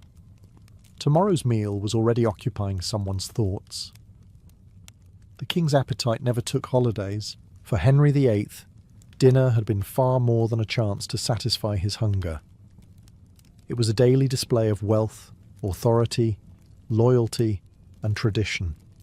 Every roast, every servant, every ceremony, and every carefully observed rule reminded everyone present that the Tudor monarchy was not merely governing England, it was performing its power, one magnificent meal at a time. When Henry VIII finally rose from the table, dinner itself might have been over, but the work surrounding it was far from finished. While the king returned to matters of government, private conversation, or evening entertainment, hundreds of servants remained hard at work. A royal meal left behind mountains of dishes, exhausted cooks, smouldering fires, and enough leftover bread, bones, and empty barrels to keep an entire workforce occupied well into the night. If you had asked a samurai what his greatest possession was, he probably would not have pointed to his sword, his armour, his horse, or even his land. Instead, he would have given an answer that sounds almost unbelievable today. His greatest possession was his honour. Lose your house, and perhaps you could rebuild it. Lose your fortune, and another opportunity might eventually appear. But lose your honour, and in the eyes of feudal Japan, you had lost the very thing that made your life worth living. To understand the crimes that could destroy a samurai, you first have to understand the world he lived in. This was a society built on hierarchy. At the very top stood the shogun. Beneath him, powerful daimyo ruled their own territories, and below them served thousands of samurai whose entire identity revolved around duty, loyalty, and reputation. Every person knew exactly where they stood, and stepping outside that place often carried serious consequences. From an early age, boys born into samurai families were taught that courage, discipline, and self-control were not optional virtues. They were expectations. A future warrior learned to ride horses, master the bow, wield the spear, and eventually become skilled with the sword. Yet physical training was only part of the education. Just as important was learning how to behave. Respect toward superiors, kindness toward loyal servants, restraint during conflict, and absolute control over one's emotions were considered marks of true refinement. Losing your temper too easily suggested that you had not yet mastered yourself. This way of thinking became closely associated with what we now call Bushido, often translated as the way of the warrior. While the code evolved over centuries and was never written as one universal rulebook, its ideals shaped samurai culture. Loyalty, honesty, courage, justice, and honor formed the foundation of a warrior's life. Living by these principles brought respect. failing them invited disgrace. That disgrace reached far beyond the individual. A samurai's actions reflected upon his parents, his children, his ancestors, and the lord he served. One shameful act could stain an entire family for generations. Reputation travelled quickly through castle towns, and stories of cowardice or betrayal spread faster than official announcements. Long before newspapers or social media existed, people had perfected the ancient art of talking about other people's mistakes. Because of this, every decision carried enormous weight. A careless word, an act of dishonesty, or a moment of weakness could begin a chain of events that ended in exile, poverty, or even death. For a samurai, the greatest fear was not always dying in battle. It was living long enough to watch his honor disappear, piece by piece. That fear shaped every aspect of his life and made the crimes we are about to explore far more terrifying than they might first appear. If honor formed the soul of a samurai, then loyalty was the chain that held everything together. A samurai did not simply work for his lord in the modern sense of the word. His entire identity was tied to the daimyo he served. His income, his social standing, his family's future, and often his very reason for existing depended upon that relationship. To betray one's lord was not viewed as a simple crime. It was seen as an attack on the very order that held feudal Japan together. Every samurai swore allegiance to a daimyo, one of the great regional lords who governed lands on behalf of the shogun. In exchange for military service and unwavering obedience, the daimyo granted land, rice stipends, protection, and status. It was a relationship built upon mutual obligation, but the balance of power was hardly equal. A lord could reward faithful service with wealth and promotion. He could also strip everything away with a single command. Obedience extended far beyond the battlefield. A samurai might be ordered to collect taxes, oversee a castle gate, escort an important official, investigate a dispute between villages, or travel across dangerous provinces carrying confidential messages. Whatever the assignment, it was expected to be carried out faithfully and without unnecessary complaint. Refusing an order simply because it was unpleasant was almost unthinkable. Of course, reality was rarely so straightforward. Not every daimyo was wise, honourable, or even competent. Some were brilliant leaders who inspired fierce devotion. Others were arrogant, reckless, or consumed by personal ambition. This created a painful dilemma. What happened if a lord gave an order that seemed dishonourable? Should a samurai obey without question, or refuse in order to preserve his own sense of justice? Different warriors answered that question differently, and history remembers examples of both choices. Some believed loyalty demanded absolute obedience regardless of personal opinion. Others argued that true loyalty sometimes meant preventing a foolish lord from destroying himself. Neither path was without danger. Advising a powerful daimyo that he was making a terrible decision required extraordinary courage and perhaps an appreciation for very short careers. The greatest betrayal, however, was openly turning against one's lord. Joining a rival clan, revealing military secrets, abandoning the battlefield without permission, or plotting assassination ranked among the gravest crimes imaginable. Such acts threatened not only one man, but the security of entire provinces. Punishments were severe. Property could be confiscated, families disgraced, and the offender sentenced to execution or ordered to take his own life through ritual suicide. Yet even a samurai who remained loyal could lose everything through another failing that every warrior dreaded. In battle, courage was expected. Showing fear at the wrong moment could destroy a reputation just as completely as betrayal ever could. For a samurai, few accusations carried more shame than being called a coward. Losing a battle was unfortunate.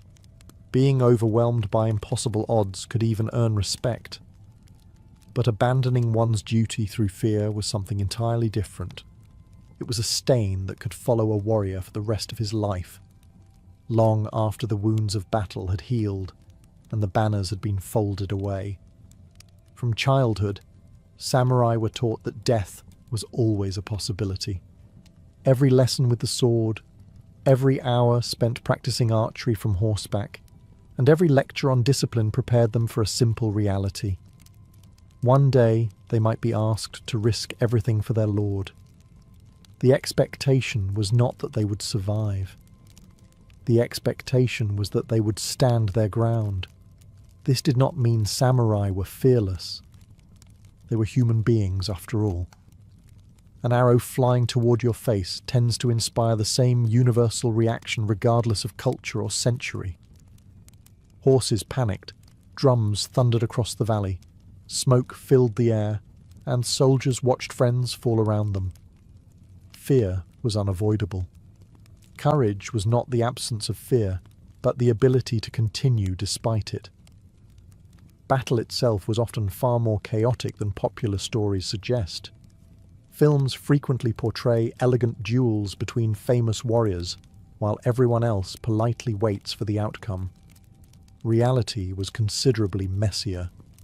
Arrows darkened the sky, spear formations collided, cavalry charged through muddy fields, and commands were sometimes impossible to hear over the noise. A samurai had to make life or death decisions within seconds, often with very little information.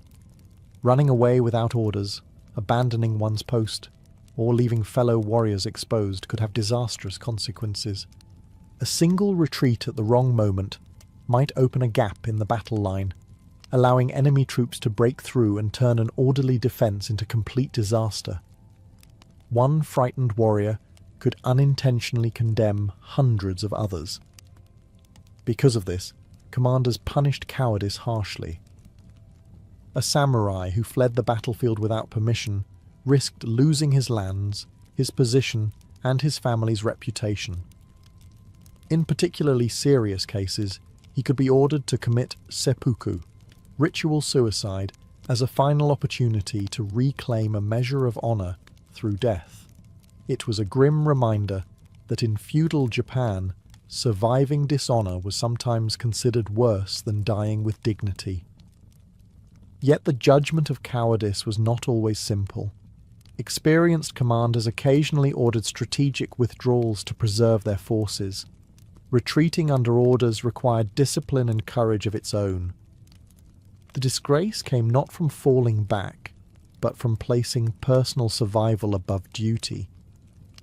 Ironically, some of the greatest threats to a samurai's honor did not occur on the battlefield at all.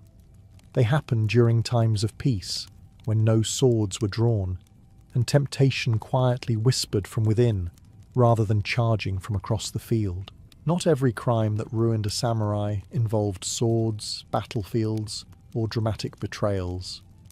Some began much more quietly, with a purse of silver slipped beneath a table, a missing sack of rice, or a tax record that somehow failed to match reality. While courage often defined a samurai's public reputation, honesty determined whether he deserved the trust that came with his position.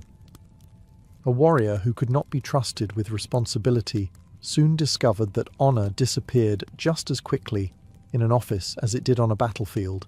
Contrary to popular imagination, many samurai spent far more time managing paperwork than fighting enemies.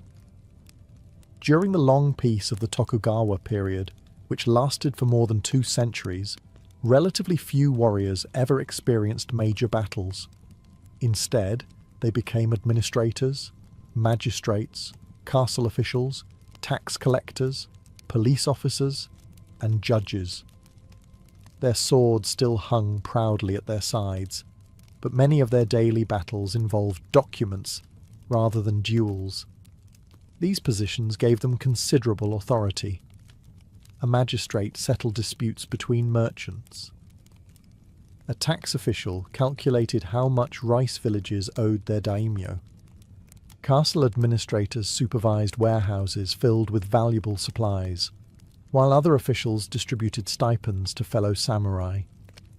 With so much wealth passing through their hands, opportunities for corruption were never far away. Accepting bribes ranked among the most serious offences. Imagine two merchants arguing over ownership of valuable land.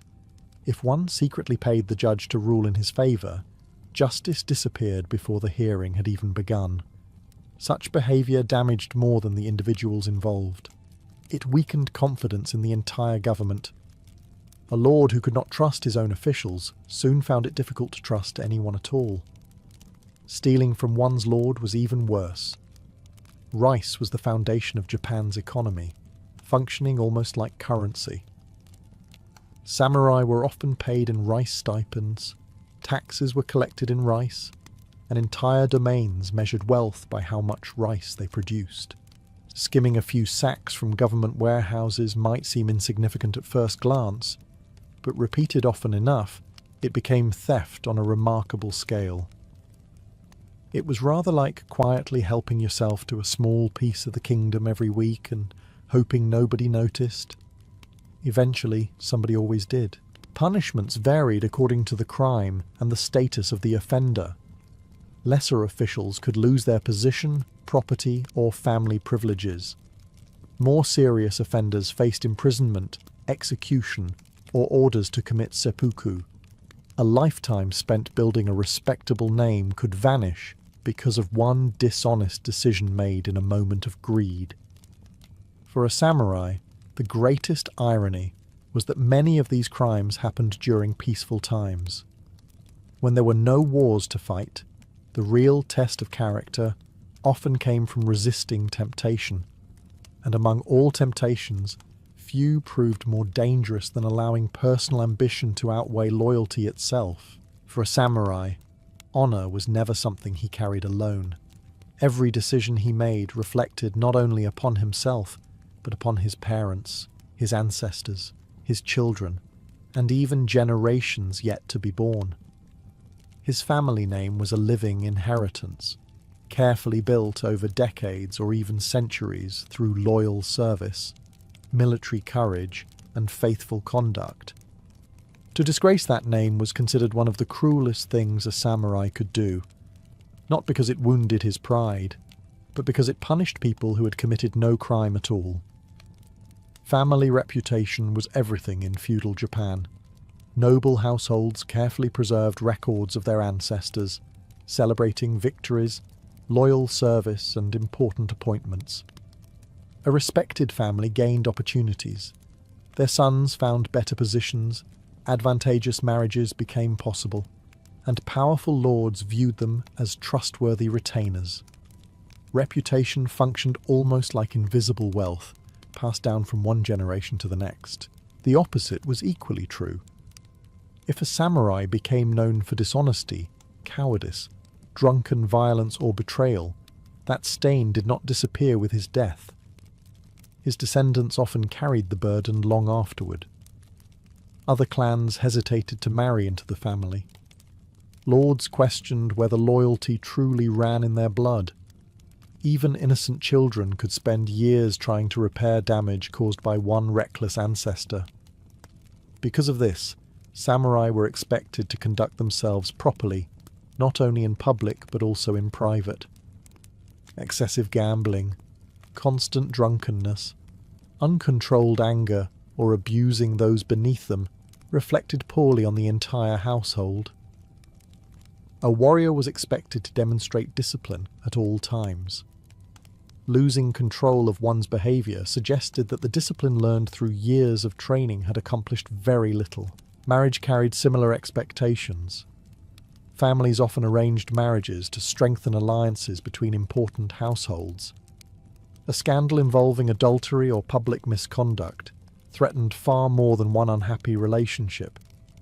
It could damage political alliances, create feuds between powerful clans, and embarrass everyone connected to both families. Personal choices rarely remained personal for very long. Financial irresponsibility could also bring disgrace. Some samurai, particularly during the peaceful Tokugawa era, struggled with debt. Their incomes remained fixed while expenses continued to rise. Maintaining fine clothing, respectable residences, servants, weapons, and proper appearances became increasingly expensive. A few borrowed far beyond their means, hoping better fortunes would eventually arrive. Unfortunately, creditors possessed an irritating habit of expecting repayment regardless of a warrior's noble ancestry. Even something as simple as failing to educate one's children properly reflected badly upon the head of the household. Sons were expected to inherit not only swords, but values. If they grew into dishonest or undisciplined adults, many believed the father had failed long before the son ever made his first mistake. In the samurai world, honor resembled a carefully polished mirror. It took years of patience to keep it shining, yet only one careless crack could leave damage that echoed through an entire family for generations. And for some warriors, the greatest disgrace came not from their own failures, but from turning their swords against those they had once sworn to protect. A samurai carried two swords almost everywhere he went. Together they symbolized his rank, his authority, and his duty. But those swords came with an expectation that was just as important as knowing how to use them, knowing when not to. Contrary to popular legends, a samurai could not simply cut down anyone who irritated him. Doing so without proper justification could cost him everything he had spent a lifetime earning. In feudal Japan, violence was governed by surprisingly strict rules. Samurai occupied the warrior class, but they were also expected to serve as examples of discipline. Drawing a blade in anger was not considered proof of strength. More often, it suggested a dangerous lack of self-control. A warrior who reached for his sword every time he was insulted would soon find himself without many neighbours and, quite possibly, without his position. This became especially important during the long peace established by the Tokugawa shogunate. For more than 2 centuries, large-scale warfare became relatively rare. Castle towns flourished, merchants grew wealthy, and daily life became far more orderly than during the centuries of civil war. Samurai now walked crowded streets alongside craftsmen, farmers, monks, and traders. A careless sword swing in a busy marketplace could create chaos far beyond a personal dispute. One famous privilege often misunderstood today was kirisute gomen, sometimes translated as the right to cut down. Under very specific circumstances, a samurai could strike someone who had seriously insulted or attacked him. However, this was not a license to kill over minor disagreements. The samurai was expected to prove that the offence had been severe enough to justify deadly force. Witnesses might be questioned, officials investigated the incident, and an unjustified killing could bring harsh punishment instead of praise. Imagine explaining that you ended a man's life because he bumped into your shoulder while carrying vegetables through a crowded street. Even many officials of the time would have found that explanation rather unconvincing. Killing another samurai without lawful cause carried even greater consequences. Such an act threatened the fragile balance between powerful families and could ignite feuds lasting generations. Depending on the circumstances, the offender might lose his lands, be imprisoned, executed, or ordered to commit seppuku to preserve what little honour remained. Even if he believed himself justified, convincing the authorities was another matter entirely. A samurai was expected to master his emotions before mastering his sword. Patience, restraint, and careful judgment separated a respected warrior from a reckless thug carrying expensive weapons. Anyone could lose their temper. A true samurai was expected to control it. Ironically, however, even perfect self-control could not protect a warrior from the greatest danger of all. Sometimes the crime that destroyed a samurai was not committed with anger or greed, but with a single decision to place his own life above the honor he had sworn to defend. For all the crimes a samurai feared, there was one punishment that haunted nearly every warrior more than imprisonment or even death. It was the loss of status. To be stripped of the right to call yourself a samurai was to lose your identity, your livelihood, your family honor, and your place in society all at once. In feudal Japan, this was not simply a professional setback. It was the complete destruction of the life you had been born to live. Being a samurai was not merely an occupation, it was a legal class. Samurai alone enjoyed privileges that separated them from the rest of society. They had the right to carry the daisho, the paired long and short swords that symbolized their rank.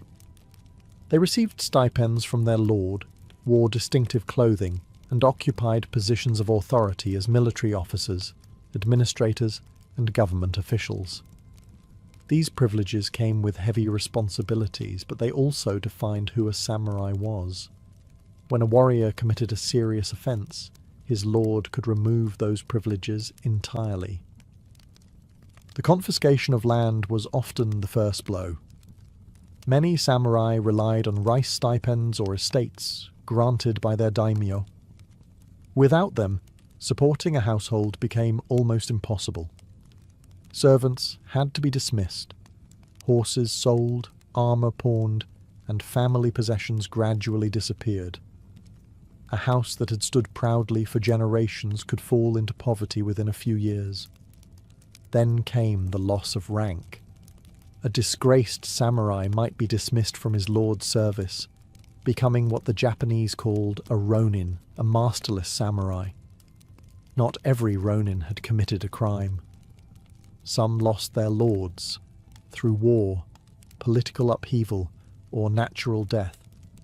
But for those expelled because of disgrace, life became especially difficult. Other daimyo hesitated to employ someone whose previous master had judged unworthy. Reputation travelled quickly across Japan's castle towns, and few employers wanted to gamble on a man already marked by scandal. Without steady income, many ronin struggled to survive. Some became teachers of swordsmanship or military strategy. Others worked as bodyguards, scribes, or instructors. A few drifted into gambling, crime, or mercenary work simply to put food on the table. The fall could be astonishingly swift. A man who once advised governors might soon find himself selling family heirlooms just to afford his next meal. The psychological burden was often even greater than the financial one. Imagine spending your entire childhood being told that your purpose was to serve your lord with honour, only to wake one morning and discover that title had been taken away forever. The swords at your waist remained the same pieces of steel, but they no longer carried the same meaning. For many samurai, that unbearable loss of identity explains why some chose another path entirely. Rather than live with permanent disgrace, they accepted one final duty, one that they believed could restore the honour that everything else had stripped away. The next chapter explores that solemn and deeply misunderstood ritual. For many people today, the idea seems almost impossible to understand. Why would someone willingly choose death instead of continuing to live? Yet for countless samurai, the answer was rooted in a lifetime of values that placed honour above everything else. When disgrace became unavoidable, seppuku, ritual suicide, was often viewed not as surrender, but as the final opportunity to preserve dignity. Contrary to popular imagination, seppuku was not performed casually or for every mistake. It was reserved for serious situations.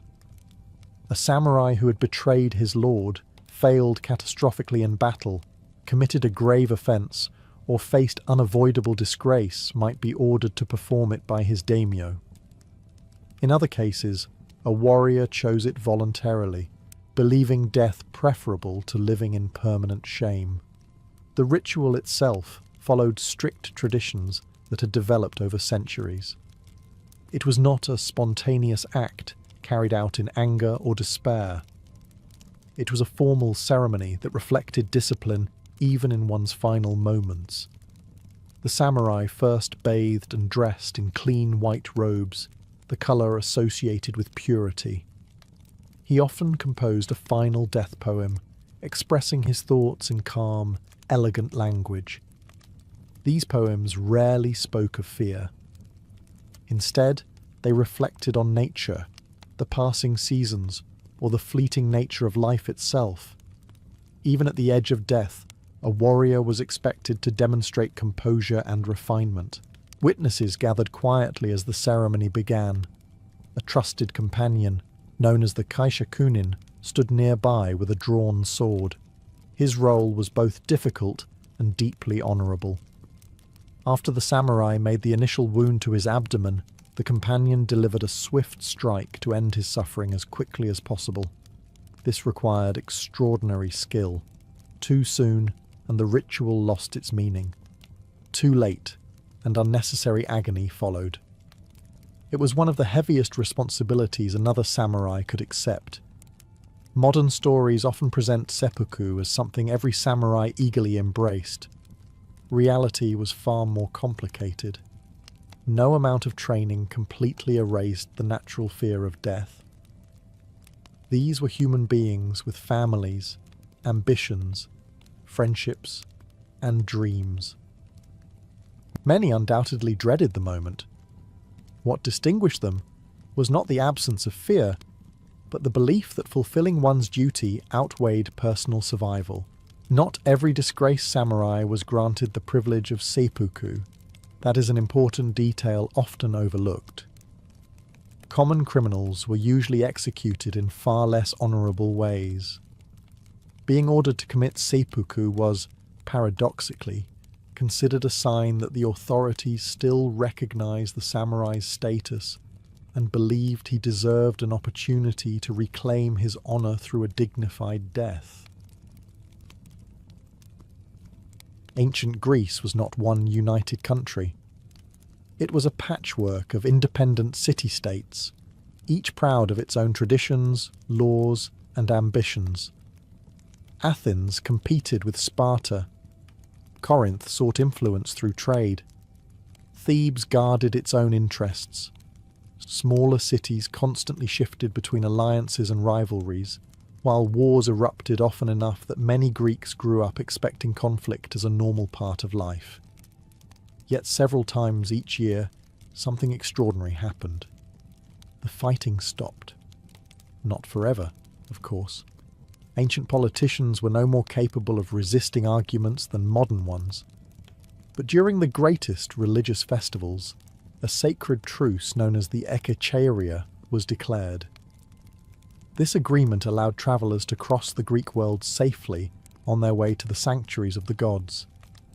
Even bitter enemies understood that interfering with pilgrims was not merely an insult to another city. It was considered an offence against the gods themselves. As news of the truce spread, roads that had recently carried marching soldiers began filling with very different travellers. Athletes walked beside philosophers. Farmers travelled alongside wealthy merchants. Priests, musicians, poets, craftsmen, and entire families packed their belongings and set out on journeys that sometimes lasted several days, or even weeks. Donkeys carried supplies, wagons rattled along dusty tracks, and ships crossed the Aegean Sea packed with passengers eager to reach the celebrations. The closer they came to the great sanctuaries, the busier the roads became. Travellers exchanged stories around evening campfires, debated politics, argued over whose city produced the finest athletes, and shared food beneath the stars. It was one of the few occasions when people from every corner of the Greek world gathered peacefully in the same place. If someone claimed Sparta had the best warriors while an Athenian insisted intelligence mattered more than muscles, the discussion probably lasted well into the night. Some debates, it seems, never truly disappear. Upon arriving, visitors encountered scenes unlike anything they experienced back home. Temporary markets stretched along the roads leading to the sanctuaries. Merchants sold pottery, jewellery, olive oil, wine, perfumes, and beautifully crafted bronze objects. Musicians entertained passing crowds while storytellers recited famous myths. Inns overflowed with guests, tents covered nearby fields, and the sound of countless conversations filled the air from sunrise until long after sunset. These festivals were far more than holidays. They united a civilization that otherwise spent much of its time divided. For a few precious days, people stopped thinking of themselves primarily as Athenians, Spartans, Corinthians, or Argives. Instead, they remembered that despite their rivalries, they shared the same language, worshipped many of the same gods, and belonged to the wider Greek world. And before the games could begin, before actors stepped onto the stage or musicians lifted their instruments, every celebration started with the most important purpose of all: honouring the gods who had made this remarkable gathering possible. Long before the first wrestler entered the arena, before the opening notes of a musician echoed across the hills, and before actors stepped onto the stage wearing towering masks, the ancient Greeks gathered for a far more important reason. Every great festival began as an act of worship. The competitions, feasts and celebrations were magnificent, but they all existed to honour the gods. Without the religious ceremonies, there would have been no festival at all.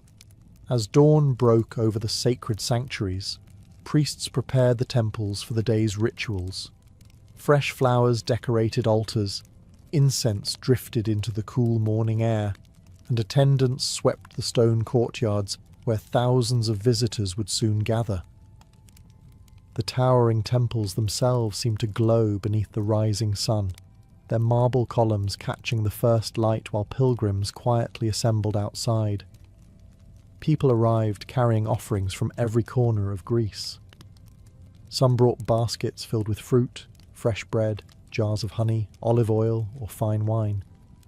Wealthier visitors sometimes donated beautifully crafted bronze tripods, silver bowls, or elaborately painted pottery. Even those with very little tried to bring something. The value of an offering was measured not only by its cost, but by the respect it demonstrated toward the gods. Soon the religious procession began. Priests led the way wearing ceremonial robes, followed by magistrates, musicians playing the haunting melodies of the aulos, young women carrying sacred baskets, and citizens holding branches of olive or laurel. Behind them came hundreds, sometimes thousands, of ordinary pilgrims. The entire procession moved slowly toward the temple while hymns filled the air. Imagine an entire city walking together in complete purpose, except with considerably fewer mobile phones interrupting the atmosphere. At the centre of many ceremonies stood the animal sacrifice, a practice that may seem unfamiliar or uncomfortable to modern audiences, but was one of the most sacred acts in Greek religion. Carefully selected cattle, sheep, goats or pigs were washed, decorated with ribbons, and led to the altar. Before the sacrifice, prayers were offered, asking the gods for protection, prosperity, victory, or good harvests. Afterward, the animal was prepared according to strict religious customs. Certain portions, particularly the thigh bones wrapped in fat, were burned as offerings to the gods. The remaining meat was cooked and shared among the participants. This transformed the ceremony into a communal feast, where worshippers believed they were symbolically dining in the presence of the deity they honoured. For many ordinary Greeks, these festivals also provided one of the few opportunities to enjoy generous portions of meat. The sanctuaries themselves became living museums of gratitude. Victorious generals dedicated captured weapons. Successful athletes left statues of themselves. Cities donated magnificent treasuries filled with gifts honouring Zeus, Apollo, Athena, or Dionysus. Every offering told a story of thanksgiving, hope, or ambition. Only after the sacrifices were complete, the prayers spoken, and the gods properly honoured, could the celebrations truly begin. Now, with divine favour hopefully secured, the crowds turned toward the contests that would make these festivals legendary throughout the Greek world. With the sacrifices complete and the blessings of Zeus respectfully requested, attention shifted toward the event that would become the most famous athletic festival in human history. Every 4 years, thousands of Greeks made the journey to Olympia, a peaceful sanctuary in the western Peloponnese. For a few remarkable days, the greatest athletes from across the Greek world gathered to compete, not for riches, but for something they often valued even more: everlasting glory. The sanctuary itself buzzed with excitement long before the competitions began. Tents covered the surrounding fields, merchants opened busy stalls, philosophers debated beneath the shade of olive trees, and spectators searched for the best places to watch the events. Visitors from Athens, Sparta, Corinth, Thebes, and dozens of smaller cities stood shoulder to shoulder. Many of these people might normally have viewed one another with suspicion. Here, however, they shared the same anticipation as they waited to witness extraordinary displays of human strength and skill. Not just anyone could compete. Athletes trained for years before earning the chance to appear at Olympia. They also had to prove they were free Greek men and swear an oath before the statue of Zeus that they would compete honestly. Cheating was considered both disgraceful and sacrilegious. Anyone caught bribing opponents or breaking the rules faced heavy fines and lasting embarrassment. Ancient Greece may not have had instant replay, but it certainly had strong opinions about fair play. The games began with foot races, the oldest Olympic event. Runners exploded down the stadium track barefoot, sprinting over packed earth while thousands of spectators shouted encouragement. Victory often came down to the smallest margin imaginable. There were no electronic timers or photo finishes. The judges simply watched with experienced eyes, hoping no one crossed the line while simultaneously arguing about it. Combat sports followed. Wrestling demanded strength, balance, and technique. Boxing was considerably more brutal than its modern counterpart. Fighters wrapped hardened leather straps around their hands, but wore no protective gloves or headgear. Broken noses, swollen eyes, and missing teeth were accepted as unfortunate but perfectly ordinary souvenirs. Then came the pancration, perhaps the most feared event of all. It combined wrestling and boxing into a contest where almost anything was permitted except biting and gouging the eyes. Competitors threw, struck, locked joints, and fought until one man admitted defeat or became unable to continue. It was an astonishing display of endurance that made even experienced spectators wince.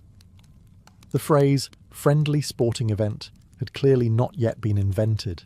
Elsewhere, horses thundered around the hippodrome, pulling chariots at breathtaking speed.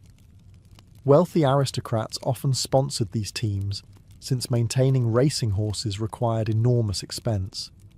Chariot races thrilled the crowds, but were also incredibly dangerous.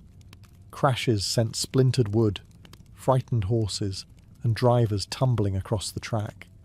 Winning brought immense prestige. Simply finishing sometimes felt like an impressive achievement. And after days of competition, only one prize awaited each champion, a simple wreath woven from wild olive branches. No gold, no silver, no treasure chest overflowing with coins.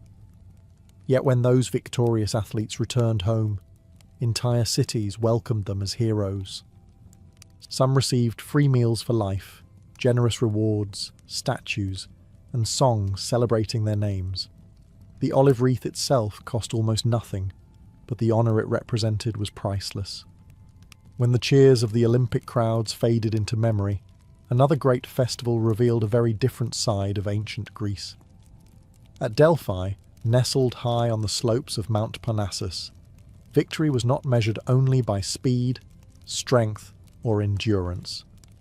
Here, during the Pythian Games, beauty itself became a competition. Music echoed through the sacred valley, poets recited verses, singers performed before enormous audiences, and artists competed for glory beneath the watchful gaze of Apollo, the god of music, poetry, and prophecy. Delphi already held a special place in the Greek imagination.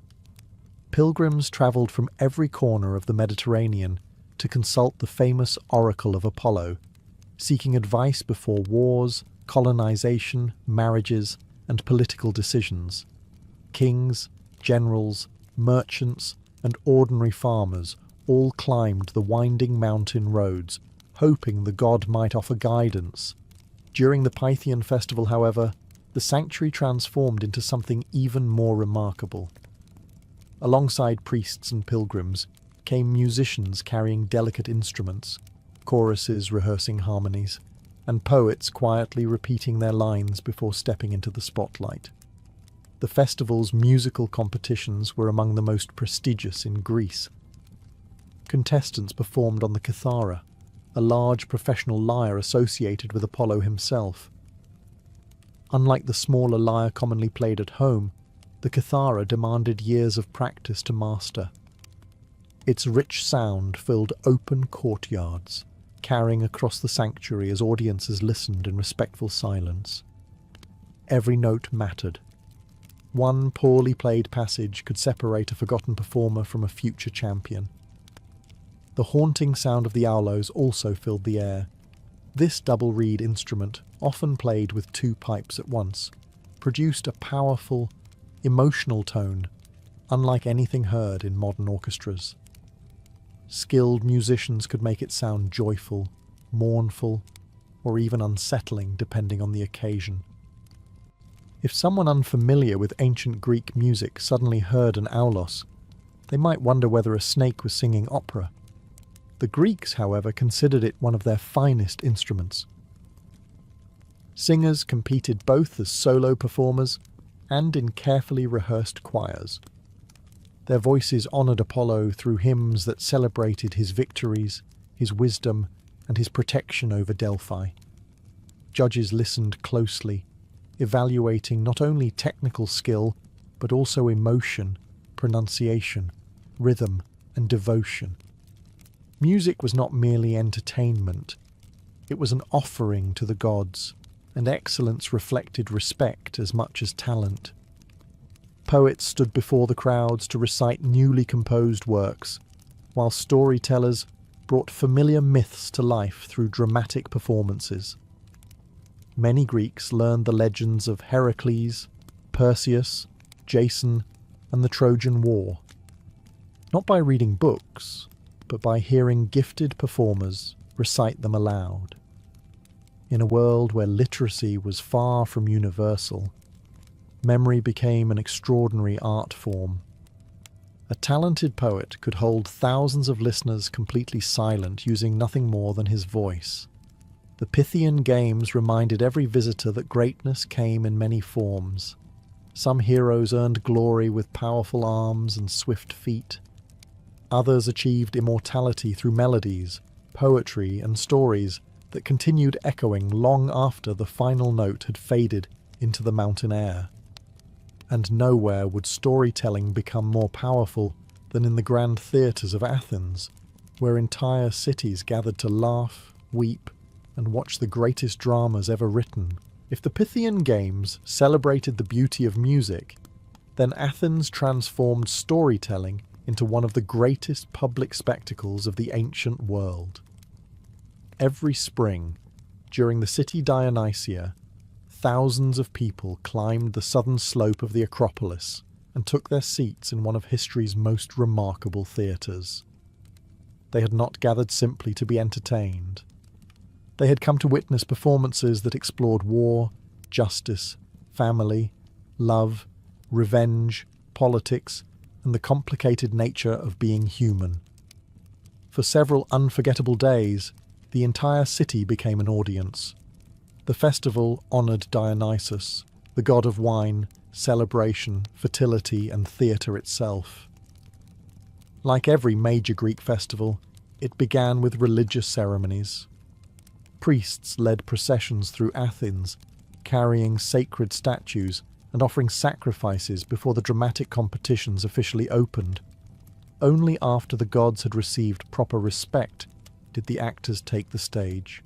The theatre of Dionysus was unlike any building most people had ever seen. Carved into the hillside beneath the Acropolis, it could accommodate thousands of spectators. Citizens, visiting foreigners, ambassadors, and honoured guests filled the stone seats from sunrise until evening. Looking across the audience, you could see nearly every layer of Athenian society gathered in one place. It was one of the few occasions when politics, religion, art, and public life blended into a single extraordinary event. The plays themselves were competitions. Several playwrights presented groups of tragedies, hoping judges would declare their work the finest of the festival. Winning brought enormous prestige. Names such as Aeschylus, Sophocles, and Euripides became famous throughout the Greek world because of these performances. Their stories continue to be staged today, a rather impressive achievement considering most of us struggle to remember what happened in last week's television series. Tragedies tackled difficult questions rather than offering simple answers. Kings destroyed themselves through pride. Heroes discovered that courage alone could not escape fate. Families were torn apart by revenge, while ordinary people struggled against the will of powerful gods. The audience laughed very little during these performances, but they thought deeply. Many Athenians believed great tragedy helped people examine their own lives and understand both human weakness and human greatness. Fortunately, not every performance required emotional devastation before lunchtime. After the tragedies came comedies, and the atmosphere changed completely. Playwrights such as Aristophanes delighted audiences with sharp political satire, ridiculous situations, exaggerated characters, and jokes aimed at some of Athens' most powerful citizens. Politicians, philosophers, military leaders, and even the public itself became targets. Imagine attending a national festival where your country's leaders were openly mocked before thousands of laughing spectators. Ancient Athenians considered that perfectly acceptable, provided the jokes were clever enough. Actors wore elaborate masks that allowed a small cast to portray many different characters. These masks featured exaggerated expressions, so even spectators sitting high above the stage could recognize whether a character was joyful, furious, terrified, or heartbroken. Combined with colourful costumes and powerful voices, they transformed simple performances into unforgettable experiences. By the festival's end, the winners earned lasting fame, but the audience carried home something even more valuable, stories that would be discussed for generations. Yet the celebrations did not end when the curtain fell. Outside the theatres, entire cities continued feasting, dancing, trading, and celebrating together in ways that made these festivals feel like the beating heart of the Greek world. When the final actors left the stage, and the last victorious athlete received his crown, the festival was far from over. In fact, for many ordinary Greeks, this was when the celebration truly came alive. Streets filled with laughter, marketplaces remained crowded long after sunset, musicians played without pause, and families gathered around tables overflowing with food. The sacred ceremonies had honoured the gods, the competitions had crowned their champions, and now it was time for people themselves to celebrate. Every major festival transformed its host city into something resembling a giant open-air gathering. Temporary markets appeared almost overnight. Merchants arrived from every corner of the Greek world, carrying goods that many visitors had never seen before. Pottery from Corinth, fine olive oil from Attica, colourful textiles from Ionia, perfumes from the Eastern Mediterranean, bronze weapons, jewellery, carved statues, and exotic spices all competed for attention. Walking through these bustling streets was like visiting every Greek city at once without ever leaving the sanctuary. For traders, festivals were wonderful business opportunities. Thousands of visitors meant thousands of customers. Agreements were negotiated over cups of wine, craftsmen displayed their finest work, and travellers often returned home carrying gifts and souvenirs that reminded them of their journey. The gods may have inspired the gathering, but merchants certainly appreciated the crowds as well. Even in antiquity, someone always managed to discover that religious devotion and successful sales could comfortably coexist. Food became another centerpiece of the celebrations. Public feasts often followed religious sacrifices, allowing entire communities to share meals together. Long wooden tables filled with roasted meat, fresh bread, olives, cheese, figs, grapes, onions, fish, nuts, and honey cakes stretched across open courtyards. Wine flowed generously, although it was almost always mixed with water before drinking. Consuming unmixed wine was generally considered uncivilized behavior. The Greeks admired moderation, even if some festival guests occasionally interpreted moderation rather creatively by the end of the evening. Music rarely stopped for long.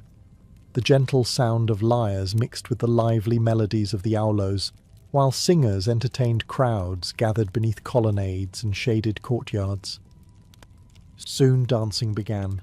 Greek dances varied from region to region, but many involved groups moving together in carefully practiced circles or lines. Men and women often danced separately depending on the occasion, while certain dances celebrated military victories, harvests, marriages, or religious devotion. Others were simply joyful expressions of community. Children eagerly copied the adults. Older generations offered advice that nobody had requested, and enthusiastic participants occasionally displayed far more confidence than rhythm. Some traditions appear to be wonderfully timeless. As darkness settled over the sanctuary, thousands of oil lamps illuminated temples, streets, and gathering places. Conversations continued deep into the night. Friends reunited after years apart. Philosophers debated difficult questions. Poets recited new verses. And strangers from distant cities discovered they shared far more than they had imagined. For a brief moment, political rivalries seemed less important than the simple pleasure of celebrating together. These festivals achieved something remarkable. They brought together people who spent much of the rest of the year separated by mountains, seas, and competing loyalties. And nowhere was that shared Greek identity displayed more clearly than at the other great Pan-Hellenic festivals, where every victory became a triumph, celebrated far beyond the city in which it was won. By the time the celebrations at Olympia came to an end, many travellers were already thinking about the next great gathering. The Olympic Games may have become the most famous festival in history, but they were only one part of a much larger tradition.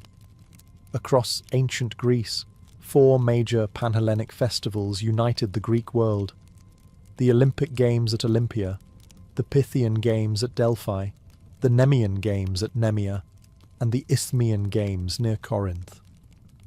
Together they formed a cycle of celebrations that filled the calendar and gave athletes, musicians, and entire cities countless opportunities to earn lasting fame. The Nemean Games took place in the sanctuary of Zeus at Nemea, surrounded by peaceful valleys and vineyards. According to Greek mythology, the festival honoured the infant Opheltes, whose tragic death became part of the region's legendary history. Like Olympia, the games featured foot races, wrestling, boxing, pancration, and chariot racing. Victors received a simple crown woven from wild celery, a prize that sounds rather unusual today. Modern athletes generally dream of gold medals rather than decorative vegetables, but for the Greeks, the honour behind the crown mattered far more than the plant itself. Farther east, near the narrow isthmus of Corinth, stood another bustling sanctuary dedicated to Poseidon, god of the sea. The Isthmian Games reflected Corinth's position as one of Greece's busiest commercial cities. Ships from across the Mediterranean arrived nearby, bringing merchants, sailors, diplomats, and travellers from distant lands. During festival time, the sanctuary became an extraordinary meeting place where athletic contests blended naturally with business, diplomacy, and celebration. Because Corinth connected northern and southern Greece, visitors found it relatively easy to reach. Roads overflowed with travellers, while harbours filled with vessels carrying competitors eager to test themselves against the finest athletes of the Greek world. The prizes here usually took the form of crowns made from pine branches, although the true reward remained exactly the same as everywhere else: reputation. Winning at all 4 Pan-Hellenic festivals was exceptionally rare.